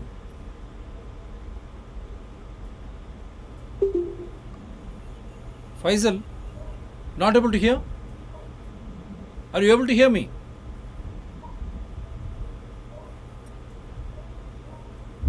The Chinese have invested $1.5 billion in the port city, but actual fact, the $1 billion, the loan for the sand dredging is going to be recovered from the land sales. So the sand actually belongs to us, the rocks belong to us, and if you take it at the time when the project was implemented, in Sri Lanka we mine sand from the sea naturally almost for building purposes because we've been running out of sand, construction purposes. From what we call the Kerovalapitiya Kerovalapitiya, there's a price, and at that time when we calculated it, at the time when this project was being implemented, Sri Lanka was contributing 8 times as much as the Chinese in that process. Now, unlike the Hambantota port, which is not part of the BRI, the Colombo port city is part of the BRI. Right.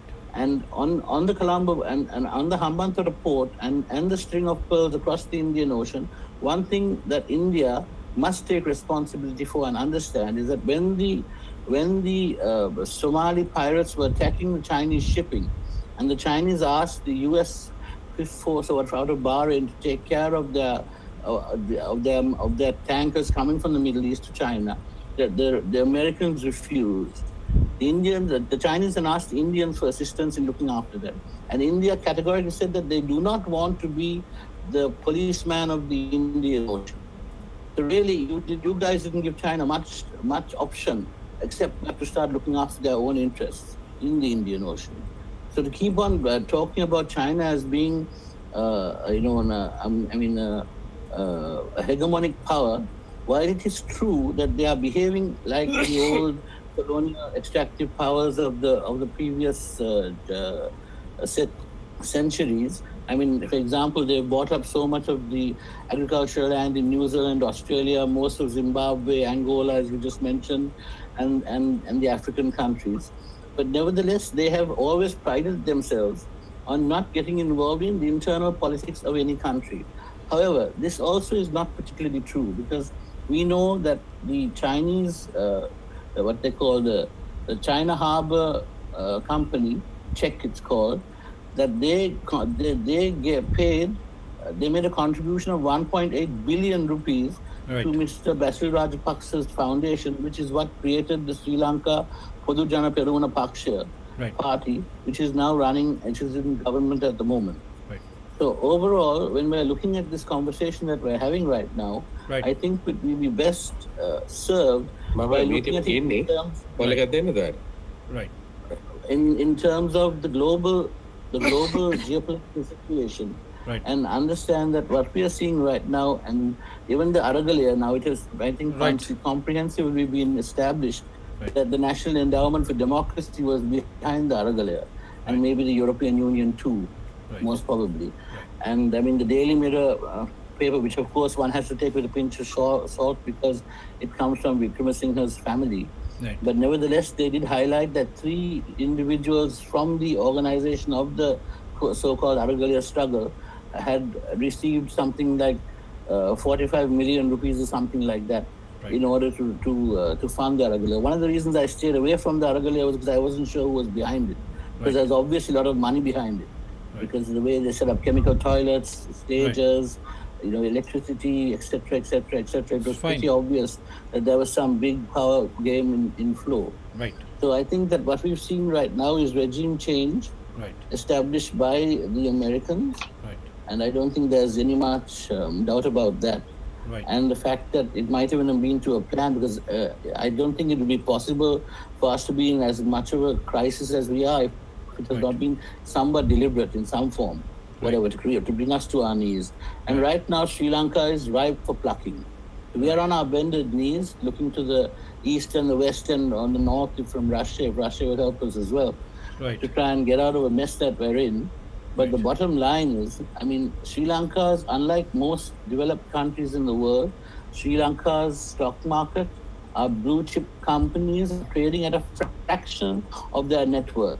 Right. When you take Facebook, Apple, all these other big companies around the world, they are all traded at a multiple of their net worth. Right. In Sri Lanka, our big blue chips are like John Keel's, Carson's, Aitken Spence, all the big Right. companies. If you take even their real estate holdings, they are trading at a fraction of Okay. their net worth. So Right. in terms of dollars, or in foreign currency, Sri Lanka is ripe for plucking. And I think as soon as some kind of stability comes to Sri Lanka, we will see capital coming here into Sri Lanka and buying up all of our major assets at just bargain basement prices. Right. So I think when we're looking at this problem that we're having in Sri Lanka at the moment, Right, I sir. think it would be myopic of us to only think that our problems are coming from China, Right. when actually Right. our problems Your are point coming is taken. mainly, in my opinion, Right. from the American hegemony of the world. Right. It is. Thank It is. you. Yeah. Yeah. Most It may of be. Yeah. I want Mr. Manik Jaykumar. It may be Chinese because I agree with you, but at the same time you should understand China doesn't have a democracy, and they want to cultivate such type of climate in every country, and I don't blame Chinese because you are cultivating such type of.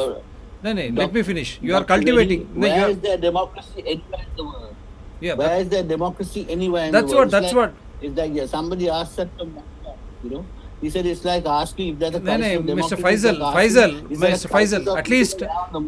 Faisal, at least you could come out and protest.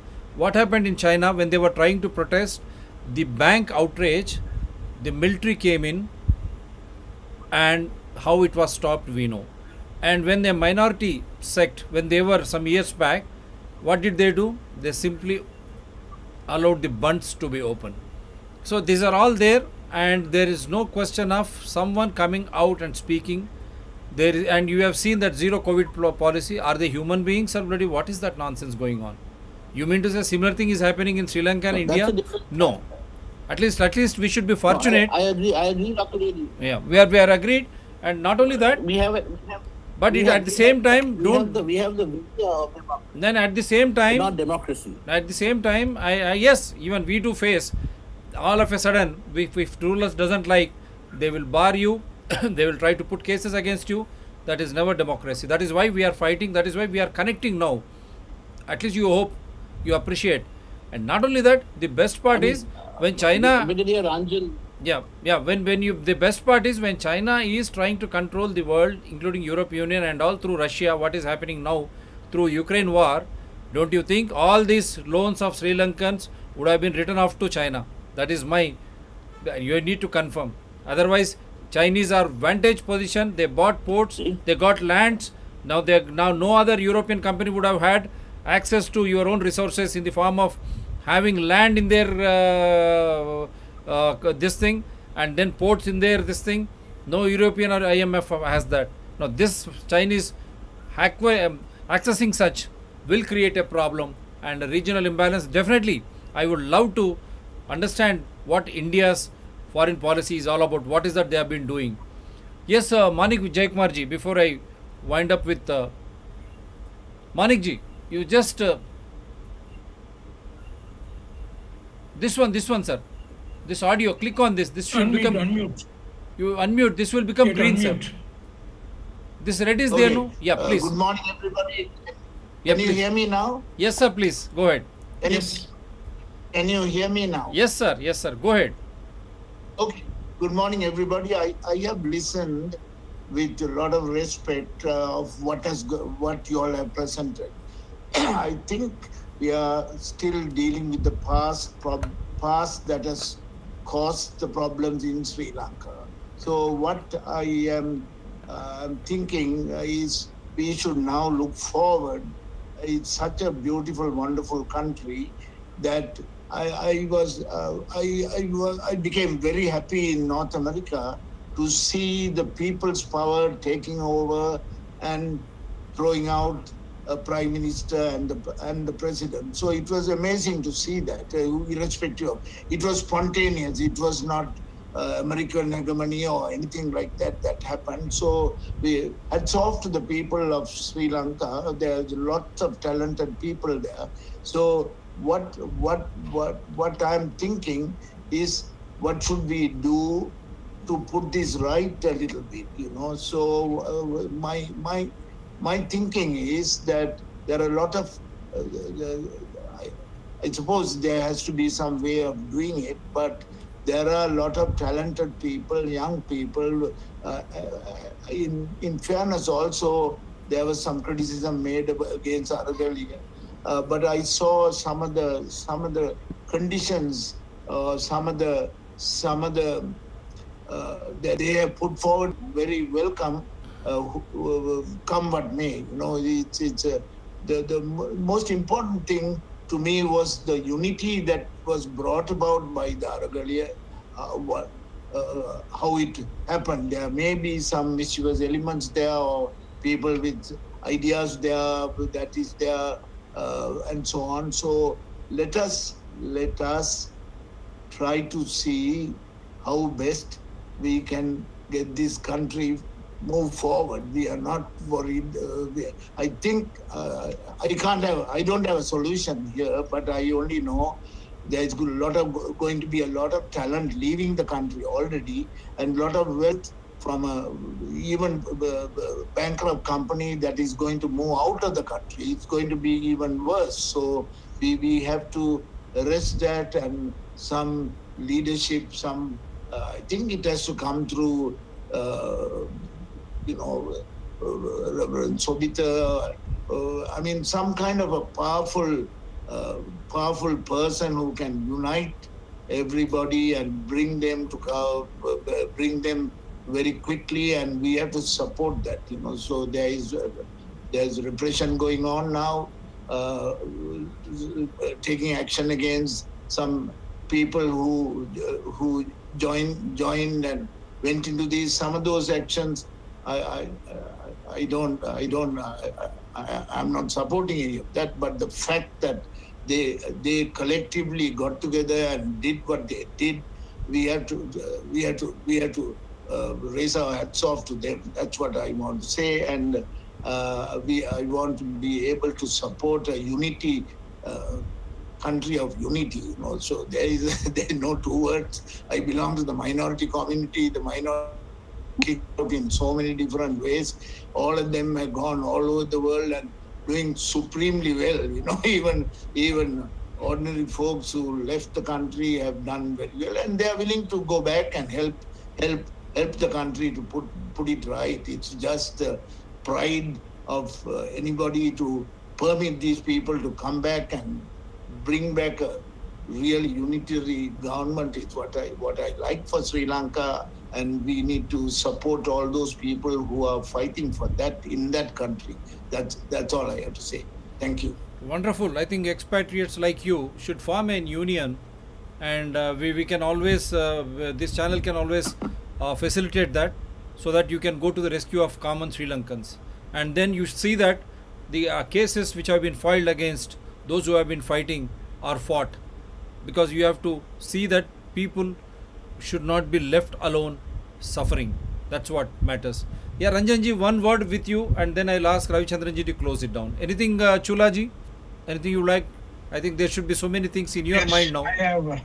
I think, thank you for everybody. I actually learned quite a lot from everyone in relation to how to kind of handle this situation.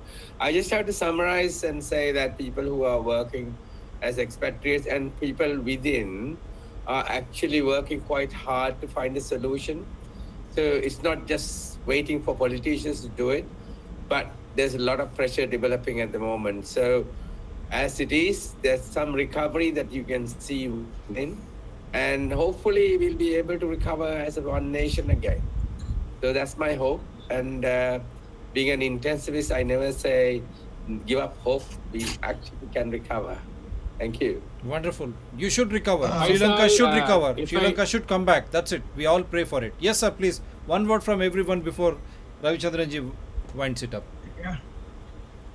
Well, I have a request for Faisal. Faisal, if you can, please share with us all the information you got with your inquiry into the agreements with the Chinese partners about the development projects in Sri Lanka. Well, we have already got the the original agreement and the new agreement are virtually the same agreement, except that in 2015 they re-signed the agreement with the Japan government, which extended the amount of land that had been allocated to China in the landfill. So we actually know what all the terms of the agreements are. It's been published. You can get a copy of it. I mean, if you don't have it, I can send you a copy of that. But what we don't have in our possession is the actual now active agreement. So to go to court, to go to the Supreme Court and present our findings to the Supreme Court, we have a problem because we can't go with the old, the obsolete agreement. We need the new agreement. So for the last 4 years, I have been struggling in the RTI to get a copy of the agreement, but the government have done, whether it was the previous government or this government, whether it was the Japan government or this government, every government has blocked us in every way in trying to get a copy of that agreement. The agreement, by the way, is not an international agreement. It's an agreement signed between the Czech Colombo Port City Private Limited and the former megapolis ministry and the UDA. So it's a tripartite agreement signed between two organs of the Sri Lankan government and a private BOI company. So there are none of the provisions of international law come into effect in this agreement. I mean, these may be I think the mechanism they chose in order to implement their project is really a problem for them if we ever end up in court. But of course, in Sri Lanka, our Supreme Court also has a decision that says that when it comes to policy, the government has the right to establish policy, and that the Supreme Court will not interfere in matters of policy. This is what originally happened to the fisher folk in Negombo when they took the problem of the sand mining to the Supreme Court, where the Supreme Court refused to hold up the Constitution and the environmental precautions and regulations that were implemented in the Constitution by saying that they would allow the government to carry on doing what they were doing because it was a matter of policy and the Supreme Court will not interfere in matters of policy. Right. These are all issues that we would have to take up when the time comes. But because in this particular case of the port city, we can demonstrate that it fails under our law, the agreement fails under les enormis, I believe that we have a better chance perhaps of bringing it to court. I've appealed to the RTI so many times, said, look, at least even the last time I went, again, the government didn't turn up. This time on the basis that the new president hasn't appointed a designated officer or information officer at the presidential secretariat to take part in the conversation. So again, it was put off now to October 28th or something. Right. So the basic point that I'm trying to make there is that, you know, we as Sri Lankan public, there's no reason for us to pay to set up one of the points on the BRI.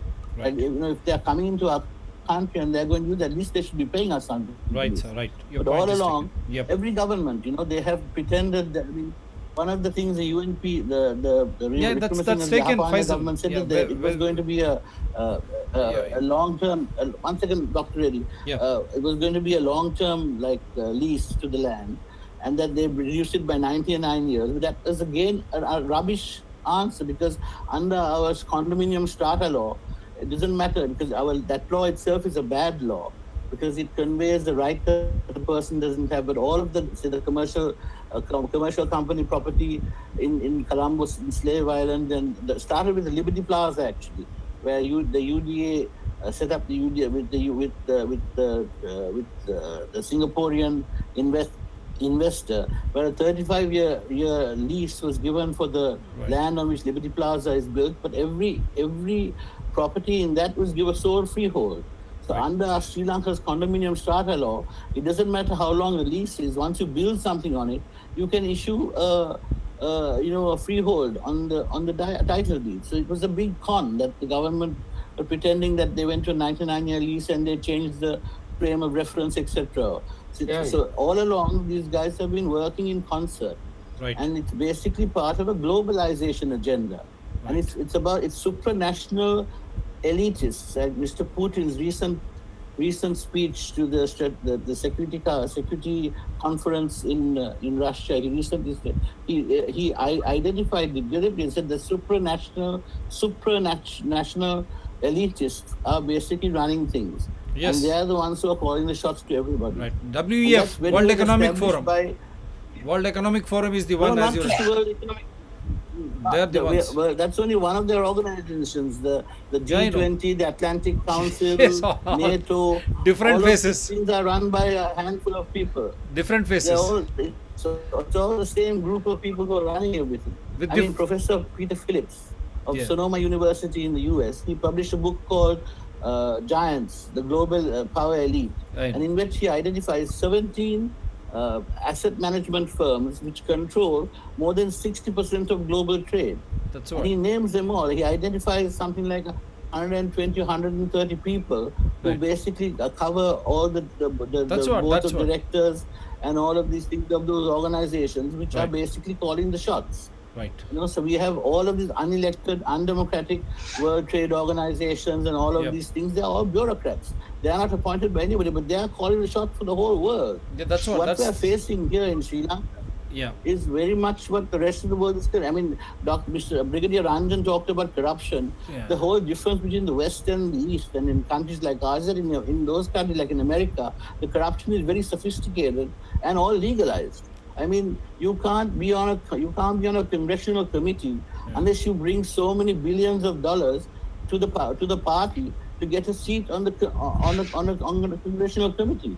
Yes. I mean, they have A, B, C, D up to F for something different sectors. And if you want to be a member of a congressional committee for your party, you have to the party will tell the you, point is taken. If you want to be on the armaments committee, you have to bring XYZ amount of money. So can I come in, please? Yeah, one word, because as he rightly pointed out, it is global nationalism which is ruining the same faces, as he said, 17 or 100 odd faces trying to dictate and control the world, and they are depriving normal human life, because all resources belong to every citizen of that country. Every citizen, irrespective of caste, creed, religion, or whatever you say, they own the natural resources.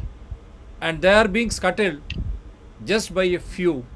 At least we are thankful to COVID-19. It has brought it out. Now let us fight. Every country will go the same Sri Lankan way. At least it should be a wake-up call for all. Yeah, Ranjanji, one word, and then we'll just finish it off now. It's already 10. Okay, thank you very much. Just a few short comments. about foreign invasions, reference was made that Sri Lanka suffered foreign invasion starting from the Portuguese. Let us, I have heard this several times. Let us get this straight. Portuguese never came as invaders. They came to Sri Lanka by accident, and it was our disunity and our disunited leaders who invited Portuguese help to stay on. That is the start. They never came. They did not even know Portuguese were the first to come from the west, and they didn't know that there was even Ceylon. They were blown into the country by a storm, and our disunited leaders sought their help against their local enemies. That's point one. That's one. Unification. In 1948, the British handed over Sri Lanka to our rulers under one flag. Before that, Sri Lanka had several flags. There was disunity. So we have to thank the British for having united us and handed over united Sri Lanka to our rulers. It was our rulers from there onwards started fighting to divide on racial lines, Sinhala, Tamil, Muslim lines. And having fought to divide, we also fought to unite. We killed ourselves to divide, then we killed ourselves to unite. In short, that is a comment about unity. Corruption may have got accelerated after the executive presidency, but corruption was very much there even before. But this is a reflection of the very poor ethics of our politics. And what Sri Lanka requires here is a code of ethics for politics. Without a code of ethics for politics, I don't think this corruption issue will ever go away. The Sinhala Tamil and the racial disunity, Sinhalese Tamil Muslim disunity, came about. How did it come about? It came about as a result of this combination of universal franchise with party politics. The winning party takes hold of the government. So this competition ultimately, without a code of ethics, will end up ultimately with the majority community taking over the government exclusively. I think it is happening in India too, right now. But the India's developed came under the secular policies of Nehru and Gandhi. How it will turn out under a different concept, we'll have to wait and see. What Sri Lanka requires then, the solution as I see it is, for democracy to succeed for all, that we need to add a territorial dimension to the universal franchise. What it means is that merely getting a majority, highest number of votes, now like Gotabaya Rajapaksa got 6.9 million votes, but he got it only from a particular geographical area of the country. It was not broad spread. That is how he became the president. And that is how thereafter, the first thing he said was that his politics is exclusive. His government is exclusive politics. So the only way we can bring in we can ensure that all the communities have a equal stake on par, with at the polls, is to add a territorial dimension. What that means is, highest number of votes alone is not enough. The winner must also get votes from all the electorate, all the provinces, all the districts, and that also must count. So it might well happen that the highest number of votes alone will not result in the election of the president. See, because it has to be also measured by the number of districts from which he got those votes. I think there is something like that in the American Constitution. Yeah. It's then the indentured labor. It was mentioned that in the course of this discussion that the Chinese and the Tamil and in China and India brings in their own labor. Doesn't this remind us of how the Britishers brought in Indian labor for their tea plantations? Isn't there some link, some connection, some reason?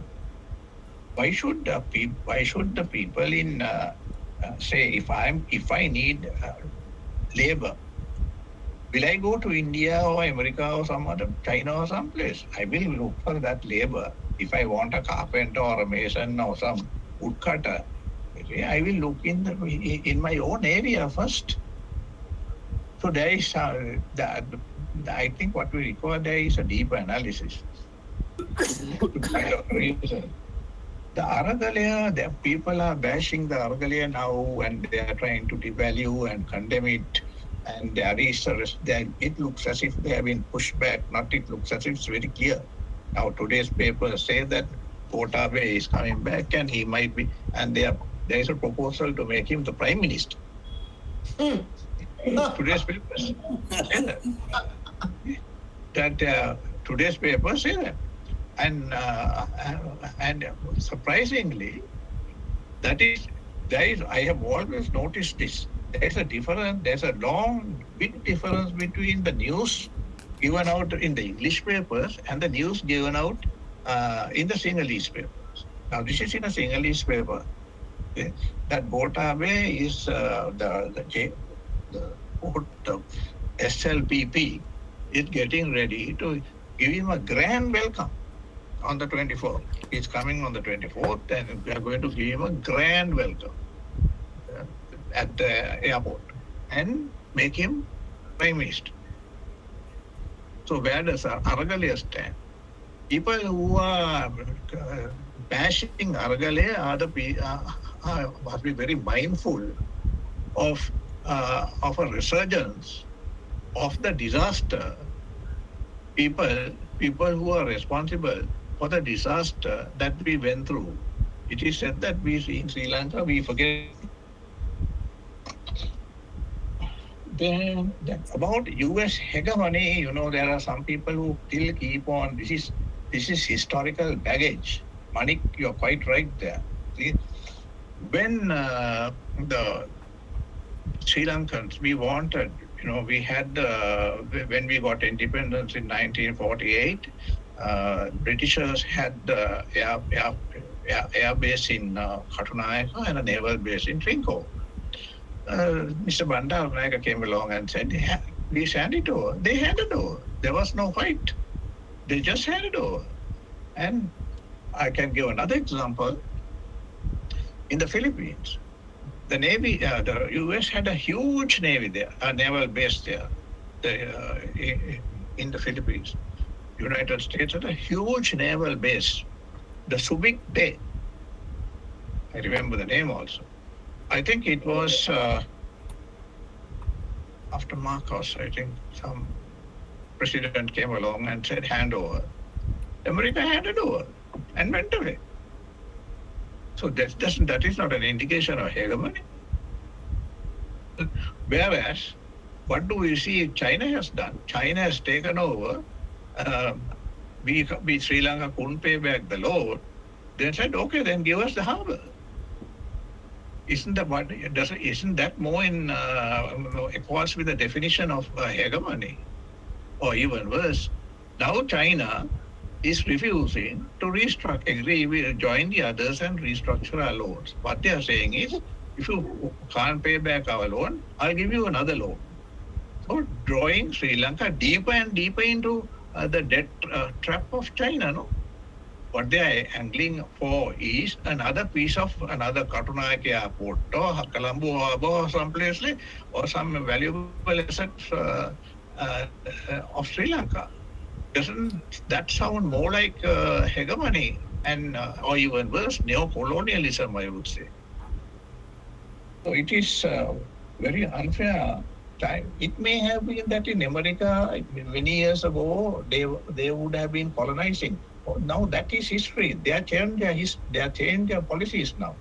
They are more on human rights. Yeah. Manik also mentioned a powerful leader. I agree. Ranjan, tell that to Iraq and Libya and. No, let us not get into now. I think we will discuss this at length at some time. I think we are just getting end of it now. Now the hegemonies, whether US, West or China, let us leave it apart. But let us wish that Sri Lanka recovers first. We want Sri Lankans to have a peaceful and settled life, and there should not be any bloodshed. There should not be any violence. Rule of law should prevail. And that is what really we would like to have. And then Sri Lanka should be a best example for every state in India too. The way you borrow loans on the name of infrastructure projects and all, where are we going to end up? And like any other country, Sri Lanka should be a big example. If you allow your resources to be looted, and you will be rerouted with your own culture, with your freedom, everything is gone. As clearly amplified, only few cult people are going to manage the entire world. That is very bad to happen. How can you have 2 or 3 or 1% becoming rich or mighty rich even during pandemic? We have seen in India, they have been entering Forbes list. I have never seen this go. The other side, downswing, people are suffering. They lost their jobs, still fearful and unable to get hold of the education of their children. But you find the other side, people becoming neo-rich, entering into Forbes. This divide between have and have-nots is the key for any country to sustain and survive, or else a peaceful coexistence. Until and unless that is marked and that is rooted out, believe me, these upheavals will continue. Yeah, last point, Ranjanji and Siriji wants to say, and then Ravichandranji, I want you to wind up. But let us do it in 3 to 5 minutes time, please. We are already beyond 10:15 it is, because you have so many elderly people. Thanks to you, I don't want to hold you long. I can have another series. We can continue with series, because the entire world should know what is happening in Sri Lanka, how they should come out of this crisis. That is more important, because this may be repeated in every country. This is a bigger example. Yes, sir. Ranjanji, you want any word before Siriji and then Ravichandranji? Yeah, that's all. I'll end there. I'll end there. Yeah. I'll stop there. Yeah. Siriji, your word, and then Ravichandranji, be ready. Yes. Yeah, I think we talked a lot about the development process, but we didn't talk about one thing, and that is the development process went haywire. How did that happen? I mean, we had a national, planning council until 1977. I'm not saying that national planning council is the recipe for, anyway, managing, the development process in a very succinct way. But I'm not saying it. What I'm saying is that development priorities have to be decided, around the table, not just by, a political leader, taking his own, let's say, interest, his own, preferences into consideration. I think that is exactly what happened in 1977. We basically left it to, let's say, individual, ministers, individual leaders to decide, what kind of a development should really unfold in Sri Lanka. So that's why the development process has been, so, let's say, I would say disastrous, if you like. And that is exactly what happened with all these big projects like the Port City and so on and so forth. Anyway, thank you very much. I think that is really something that we need to... Ravichandranji, because see, in India, we have been demanding, when you have a leader meeting another leader in bilateral meetings or trilateral, or when he goes abroad to meet G10, G7, all those transcripts should be evident for the people to listen. Why the hell they have secret meetings? What is that nonsense going on? They are all elected representatives. They are our public servants. And why the hell they should have these closed door meetings and the transcripts are not made public? What is this nonsense going on in the world? This is where we say the Chinese are catching on to that hegemony, because we are not allowing ourselves to be truly democratic. And as rightly pointed out by Brigadier Ranjan, the hegemony they try to impose, they are imposing their own culture. We have seen when people came out for the first time after Tiananmen Square incident, how the military armory went and tried to suppress them when Chinese wanted to protest. At least this is not happening in any part of the country. Yes, sir, Ravichandranji. Wind up, please. Uh, uh, Thank you, Dr. Reddy. Yep. So a few points, few quick points that I would like to make, Yeah. which Mr. Ranjan had touched upon. Mm. The best example for division of a country is Pakistan. Yeah. When the same problem that Mr. Ranjan was talking about, electoral maths, electoral majority, when the Yeah. Punjabis had the majority, they refused to recognize Bengali as a language, and hence it was divided. The same problem happened in Sri Lanka also. But that is one side of the story. Now, let us not go into the past. Let us talk about what we are, what can be done in future. Now, what does Sri Lanka have? It has got a beautiful strategic importance today. Just like Pakistan is the gateway to Central Asia, likewise, Sri Lanka can also become a strategic point for all global powers, and it has to play on its strengths. It has got a coastline. Fishing is a huge market, and tomorrow the sea is going to provide the food for people because of the climate changes, because of fall in production of food grains and all that. Now, China, yes, China is a big threat to Sri Lankan independence because of three reasons: because of its strategic location, because of its resources. And I am not talking about land or any other resources. I am talking about mineral resources like graphite, for example. Graphite is going to be an important product, important thing in future, and the Chinese are looking at it. That is the second point that I would like to make. And the third point is, what is the strength in Sri Lanka? Tourism. Open your ports, open your airports, open your country to foreigners to come in and visit. When Mr. Ranjan was talking about the Portuguese being accidentally coming to Sri Lanka, I am reminded of the word serendipity. That was the word that was coined at that time, serendipity. Okay. Sri Lanka was described as a serendipity. Now, that is the strength of Sri Lanka. Tourism, fishing, its strategic depth. And the fourth is the diaspora. Unite the diaspora, you have got your funds. You don't have to go to IMF. Your diaspora will be ready to fund you, provided the people in Sri Lanka come together and with a single voice, talk to them and tell them that you also have a stake in this country. Come on now. The country requires you, come forward. And I am sure that every person, a Sri Lankan, will definitely come to its aid of his country, irrespective of what has happened in the past. Only thing lacking is the will and the way to go forward. Think about this. Machiavelli said that democracy degenerates into anarchy or oligopoly. And that is what has happened in Sri Lanka today.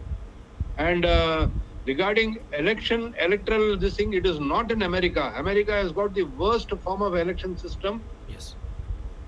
Probably Mr. Ranjan was thinking about the German system where proportional representation was given depending upon the votes. But that will take a long time for me to explain. So we will have it for some other day. So let us look at it positively. Sri Lanka can come out of this thing. I am seeing a lot of pessimism among this panel itself. Please leave out those pessimism. Sri Lanka is not on bended knees. Sri Lanka is thinking it is on bended knees. You have the strength, you have the will, you have the resources. Use them. Thank you, Dr. Reddy. Wonderful.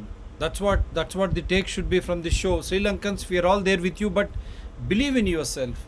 You have all that abundant coastline. You have those natural resources. Every natural resource belongs to every citizen of that country. That has to be understood. No one can take away that right from you. If governments are making agreements with any country or anything devoid of public participation, they will become null and void. They will have to run away. They have to leave you. So don't fear. Believe in yourselves. Believe in your strength, in your resources. DRTSPR channels will be forthrightly be there to host any number of series to make the world to realize that Sri Lanka is still a happening place, as they have got a strategic location, manned resources, and wonderful people, human resources that can really connect anyone. And top of that, Mr. Faisal and me were discussing wonderful tourism place, a very good place for a united beliefs to congregate at once if you wish so. Such a beautiful place. Let us just say, come together. Come together. Yeah. Ranjanji, you want to say something? You want to wind up? Yes, I like to say something. Yes. Just one point, please. Just one point. Yep. I want to thank Ravi for reminding me of that, Ravi Chandran. See, maybe that when I referred to the American example, I may have given the wrong example.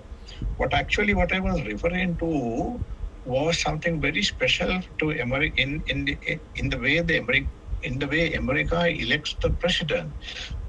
You will remember that Hillary Clinton polled more votes than George Bush, but George Bush was the elected president. Secondly, Donald Trump's rival, or I can't remember his name, he also polled more votes than Donald Trump, but Donald Trump became the president.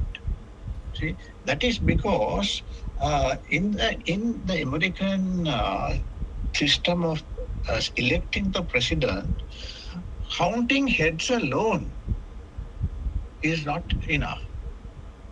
But that is the point I was trying to make. They have the electors, we call electors. That electors we call, that represent the Electoral number. college. That the It's called college. Electoral college, and Yes, that's to the that's a Senate and really all, they bad decide. system, actually. That's why the popularity Yeah. may not be there, but still you are elected president. But what in democracy says, majority should be the aspect. That we will discuss it later. Majority should be the aspect which should The rule. point I was. Yeah. Okay, may I say something, please? Yeah, I think now we are going beyond. We will have a beautiful discussion on democracy. I will invite all you panelists, because democracy should always be discussed. And such beautiful minds. And I would love to have you all again. We will discuss specifically democracy. We said democracy, what is it in relation to Sri Lanka and the world? We will have that wonderful discussion. Maybe next week or next week I'll host it. And because you can all That contribute. is my pet subject for 3 decades. I want to make a last comment. Yeah, Balakrishnan, be prepared. Don't mind. I want all of you to share your mobile numbers, your contact details. We can have a WhatsApp group or a Signal group, so that it becomes easy for me to contact you. Heap of mails coming daily, and at times even I miss out Ravichandran's wonderful these days. He's just coming out with such wonderful cartoons, because a heap of mails all of a sudden that is why I am requesting you, let us form a WhatsApp group and let us debate what should be the topic. Mr. Balakrishnan ji, you be ready. Likewise, even Faisal and all, today also we were discussing why democracy should not be discussed. Whether it is Sri Lanka, US, India, whoever it is, why democracy should not be discussed now. So that creates awareness, that gives confidence to the common man. And we will say the participatory democracy, the participation of people is a must. Not just simply by participation, you say, by voting or no. They should understand. They should be contributing to the policy. That should be the beauty of democracy. To the policy, and then become participatory. That is the only way they can have control over these resources, so that no one can boss over them. We say, sir. Sir means what?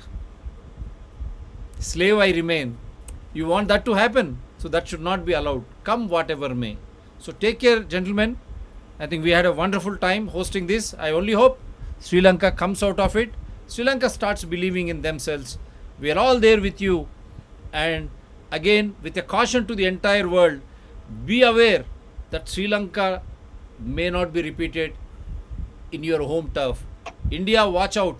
whether we have failed in foreign policy, whether we have failed in identifying what has been happening in the Indian Ocean, or we are simply turning a blind eye as we have been doing the northeastern part where China's hegemony continues. So this is a lesson should be learned by everyone. No more debts, and I'm thankful to Cholu, the way he has said loans and loans, but the productivity, he just channelized E square, education and energy. When they are less, when the loans are more, you are bound to suffer. This is the big take from here, but still we can recover because of the resources, because of the people, that's the beautiful people, Sri Lankan people. You can all come together, and the diaspora spread over Sri Lankan diaspora, they should be invited, and I only hope the president who is there will stick to the basic democratic norms, not try to frighten people with cases. Again, there should not be any other upheaval, except there should be a path of recovery wherein those who are not having food or medicines, or those farmers who are not having transport facilities, they should start looking into those core aspects so that Sri Lanka comes back and should come back. Thank you, gentlemen. Take care. Good night to all, and I would love to host you next week too on the democracy topic. Thank you, sir. Thank you. Good night. Good night. Good night. Good night, sir. Good night.